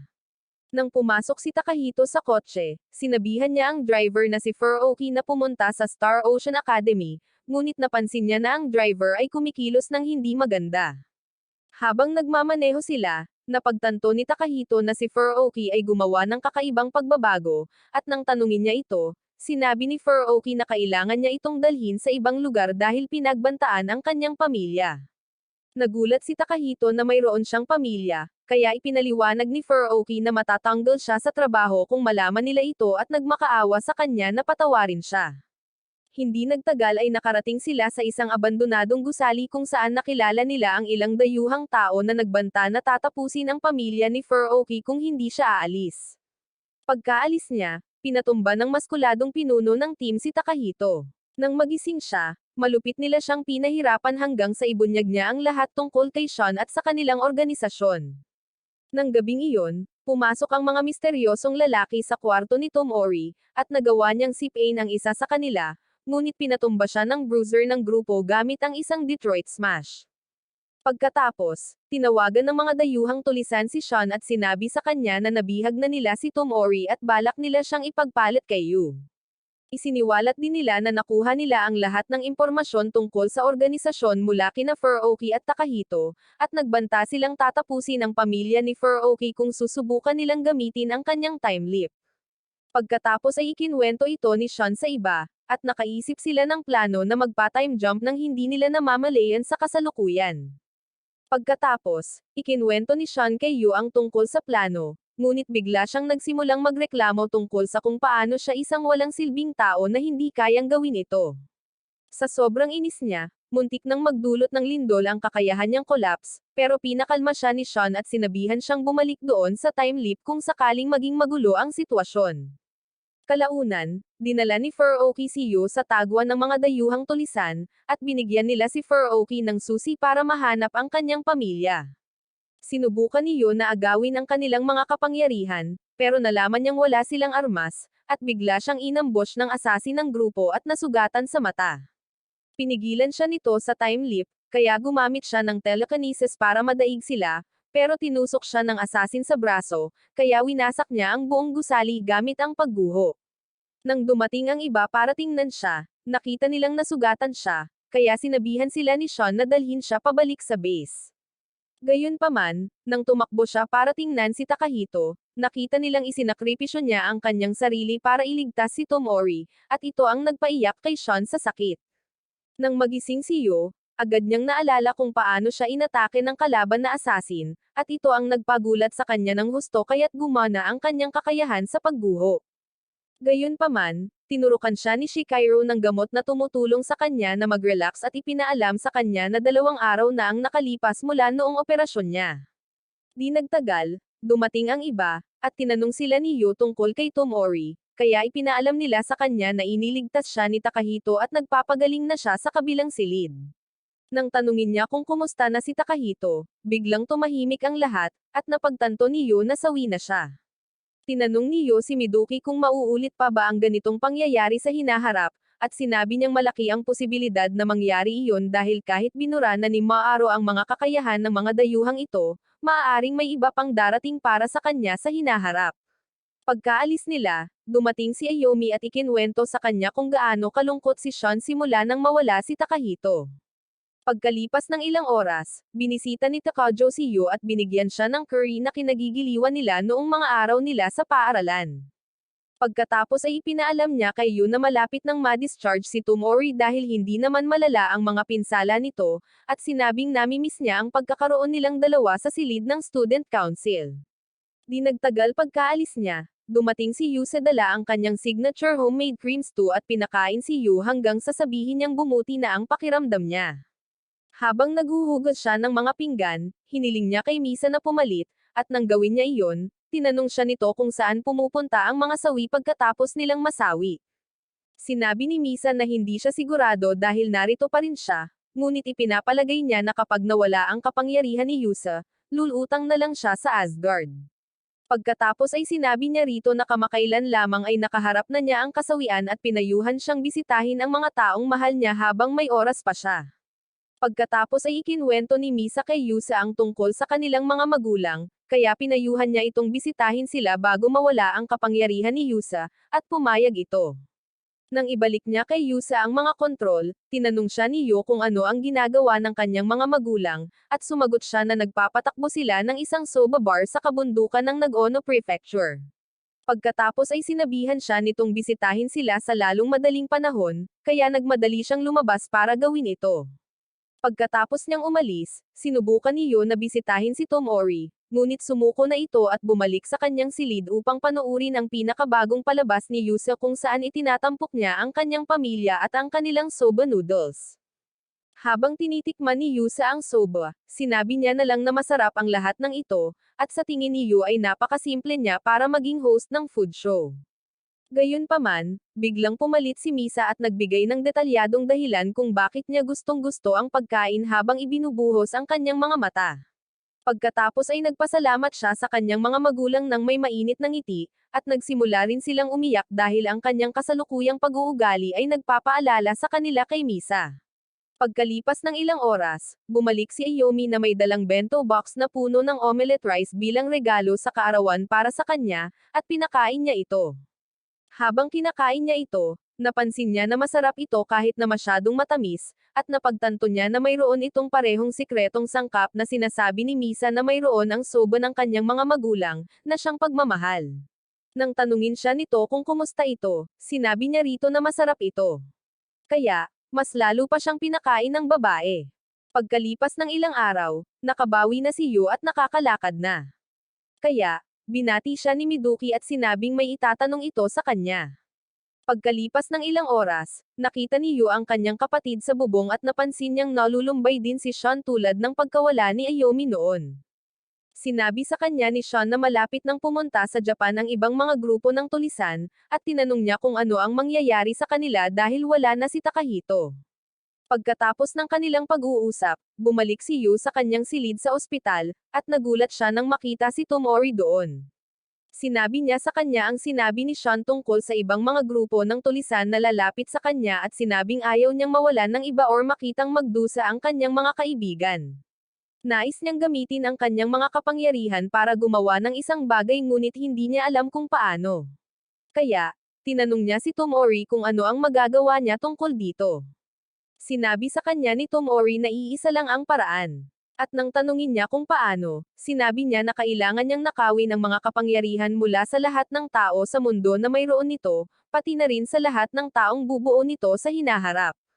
Gayunpaman, inaangkin niya na magiging mapanganib ito dahil magiging isang Diyos siya na may kakayahang lipulin ang sangkatauhan, at maaaring hindi kayanin ng isip nito ang hirap ng pagkakaroon ng napakaraming kakayahan ng sabay-sabay. Ngunit ipinaalala niya sa kanya na siya lang ang makakagawa nito. Habang naglalakad siya palayo, tinawagan siya ni Yu at sinabing gagawin niya ito dahil gusto niya ito ng romantiko. Nagdududa siya sa kanya, kaya binanggit niya kung paano niya siya iniligtas noong siya ay nalulungkot at inaangkin na mahal niya siya sa kabila ng lahat ng kanyang mga kapintasan. Bilang tugon, sinabi niya sa kanya na hihintayin niya ang kanyang pagbabalik pagkatapos iligtas ang lahat mula sa kanilang mga kapangyarihan bago naging kasintahan niya. Kaya, gumawa sila ng pinky swear dito. Pagkatapos ay hiniling niya sa kanya na kunin ang kanyang mga kapangyarihan, at nag-atubili siya, ngunit sinabi niya sa kanya na pangarap na niyang maging tao muli. Kaya, inalis niya ang pagiging invisibility sa kanya. Mamaya ng gabing iyon, sinabi ni Yu kay Sean at sa iba pa ang tungkol sa kanyang plano na samsamin ang lahat sa mundo. At nagpa siya si Sean na pumunta siya sa ibang bansa para sa planong ito, habang siya at ang iba pa ay hahawak sa Japan.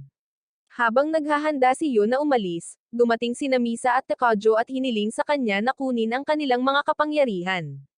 At pagkatapos niyang gawin iyon, binigyan ni Tekajo si Yusa ng isang pamamaalam na sulat, na iniwan ni Misa para sa kanya. Napaiyak si Yusa dahil dito, ngunit inamin din niya na masaya siya na kasama nila si Misa sa lahat ng panahon. Kinabukasan, dumating si Yu sa Estados Unidos, at nang tanungin siya ng opisyal ng paliparan kung ano ang dahilan ng pagpunta niya roon, sinabi niyang pamamasyal lang ito. Maya-maya, bumili siya ng storage drive mula sa isang lalaking may kaina-hinalang tao sa kalye. At nang ilagay niya ito sa loob ng kanyang tab, nakakita siya ng ilang posibleng kandidato at nagpa siya na kailangan niyang maghanap ng isang taong may kakayahang maghanap. Pagkatapos ay nagplano siyang bisitahin ang pinuno ng isang grupo ng krimen na makikita sa tab, at naghintay siya sa kotse ng lalaki, inaasahan kung anong uri ng kapangyarihan ang magkakaroon siya. Pagdating ng lalaki, agad na ninakaw ni Yu ang kanyang mga kapangyarihan at nagbanta na ihawin ang kanyang mga nasa ilalim na bahagi kung gagalaw siya kahit 1 pulgada. Nagulat ang lalaki na hindi niya mabasa ang nasa isip ni Yu. Kaya, ginamit ni Yu ang kanyang kakayahang magbasa ng isip sa pamamagitan ng pagsasabi ng eksaktong mga salita sa kanyang isip. Matapos kumpirmahin ng lalaki na ninakaw ang kanyang kakayahan, natuwa si Yu dahil ang pagbabasa ng isip ay magiging lubhang kapaki-pakinabang sa kanya. Pagkatapos ay tinanong siya ni Yu kung ano ang pangalan ng tao sa kanyang grupo na nakahanap ng mga kakayahan para sa kanya, at sinubukan ng Gang Lord na huwag mag-isip, ngunit nalaman pa rin ni Yu na ang pangalan ng naghahanap ay Angelo. Pagkalabas ng kotse, isinara ni Yu ang pinto gamit ang kanyang telekinesis at nagpatuloy upang hanapin si Angelo. Habang tumatambay si Angelo kasama ang kanyang mga tauhan, biglang dumating si Yu at pinaglaban ang mga goons bago nakawin ang kanyang kakayahang maghanap. Pagkatapos, sinubukan ni Yu ang mga kapangyarihan sa paghahanap gamit ang isang mapa, at nagulat siya na gumagana ito ng eksakto tulad ng Google Maps, dahil ipinapakita nito ang eksaktong lokasyon ng bawat metahuman sa lungsod. Pagkatapos ay sinusubaybayan sila isa-isa ni Yu at ginamit ang kombinasyon ng kanyang mga bagong kakayahan upang tapusin ang ilang mga gangster na may superpower bago kunin ang kanilang mga kakayahan. Nang muli niyang tiningnan ang mapa, nakita niya na may iba pang mga grupo ng mga power user. Kaya, Kumilos siya na parang Batman habang tina-target ang mga superpower na ito at ninakaw ang kanilang mga kapangyarihan. Matapos niyang makuha ang kapangyarihan ng isang batang Arabo, tinawag siya ng batang lalaki na One-Eyed Reaper. At nahihiya siya na nakuha niya iyon bilang palayaw sa halip na All for One. Habang bumibili ng ilang mansanas, biglang nagpakita ang isang nagyayelong imahe sa kanyang isipan, at hindi sinasadyang pinalamig niya ang isang mansanas, dahilan para mapagtanto niya na masasabi na niya ngayon ang mga kakayahang nasamsam niya. Nang gabing iyon, ipinaalam niya kay Sean na sinamsam niya ang mga kakayahan ng lahat ng tao sa ibang bansa at nakakuha ng isang kakayahan na nagsasali ng lahat, kasama ang isa pa na nagpapagana para hindi siya makatulog. Pinayuhan siya ni Sean na huwag masyadong i-stress ang kanyang sarili, ngunit sinabi ni Yo na kailangan niya dahil mahalaga ang oras. Kinabukasan, nakakita siya ng isang kampo na may mga lalaking nagmamaltrato sa mga kabataan. At nang gamitin niya ang kanyang mga trackang powers, nakita niya na ang isa sa mga grupo ay mayroon lamang isang metahuman. Nang gabing iyon, sinubukan niyang samsamin ang mga kakayahan ng isang lalaki, ngunit nalaman niyang wala pala itong anumang kakayahan. Kaya, tinanong niya ito kung para saan ang kampo. Kahit na sinusubukan ng lalaki na huwag magsumbong, nalaman ni Yu sa pamamagitan ng telepathy na ang mga ito ay mga carrier na hindi pa nagising ang kanilang mga kakayahan. Gayunpaman, inilagay siya nito sa isang mahirap na sitwasyon dahil hindi niya maaaring samsamin ang mga hindi pa nagising ang kanilang mga kakayahan. Ngunit nang maalala niya ang mga salita ni Zomi, nagpa siya siyang gamitin ang kanyang mga kapangyarihan na nagpapalala sa mga sakit upang gisingin ang kanilang mga kakayahan.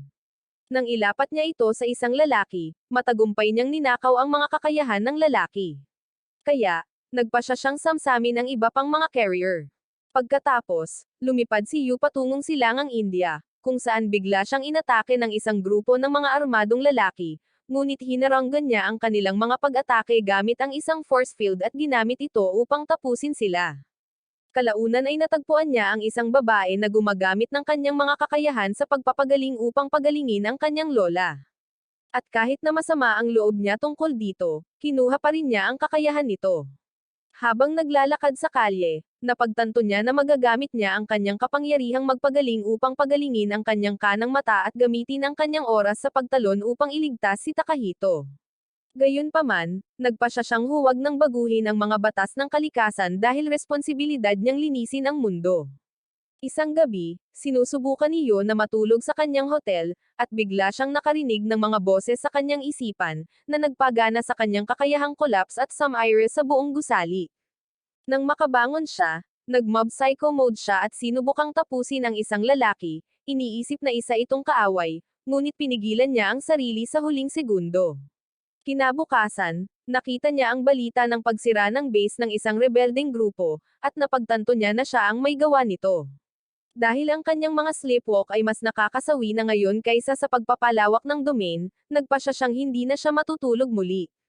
Gayunpaman, inatake siya ng ilang mga tulisan sa kanyang silid, ngunit walang kahirap-hirap niyang pinigilan ang kanilang mga bala at ibinato ang mga ito sa kisame habang nakatitig siya sa mga tala na ibinigay sa kanya ni Tomori. Nagbabalik tanaw siya sa mga pangyayaring ibinigay nito sa kanya, ngunit napagtanto niyang hindi na niya ito maalala. Pagkatapos nito, ginugol niya ang mga sumunod na araw sa paglalakbay mula sa isang bansa patungo sa isa pa at pagkolekta ng mga kapangyarihan mula sa mga metahuman tulad ng mga Pokemon card. Habang naglalakad siya sa disyerto, sinimulan niyang tanungin ang sarili kung bakit niya ito ginagawa, at nagsimula siyang mawalan ng sarili nang sabihin niyang sakupin niya ang mundo para sa kanyang sarili at maging isang Diyos. Gayunpaman, ang sulat ni Tomori ay nakatulong sa kanya na bumalik sa kanyang katinoan. Kaya, isinuot niya ito bilang isang kwintas at binisita ang mas maraming bansa upang samsamin ang mga kakayahan. Matapos kunin ang kapangyarihan ng isang lalaki sa China, sinubukan niyang lumapit sa huling target, ngunit isang random na lalaki ang nagsimulang umatake sa kanya mula sa likuran gamit ang isang pana. Gayunpaman, isang babae ang sumulpat at ipinagtanggol siya. Nang subukang atakihin siya ng lalaki, iniligtas siya ni Yu at sinamsam ang huling kakayahan sa mundo, na siyang katapangan. Nakaramdam ng ginhawa si Yu, dahil sa wakas ay makakauwi na siya. Ngunit habang naglalakad siya sa unahan, mas maraming beses siyang pinaputukan ng magnanakaw gamit ang pana hanggang sa siya ay nawalan ng malay. Habang papasok ang lalaki para tapusin siya, dumating si Sean sakay ng helicopter at iniligtas si Yo.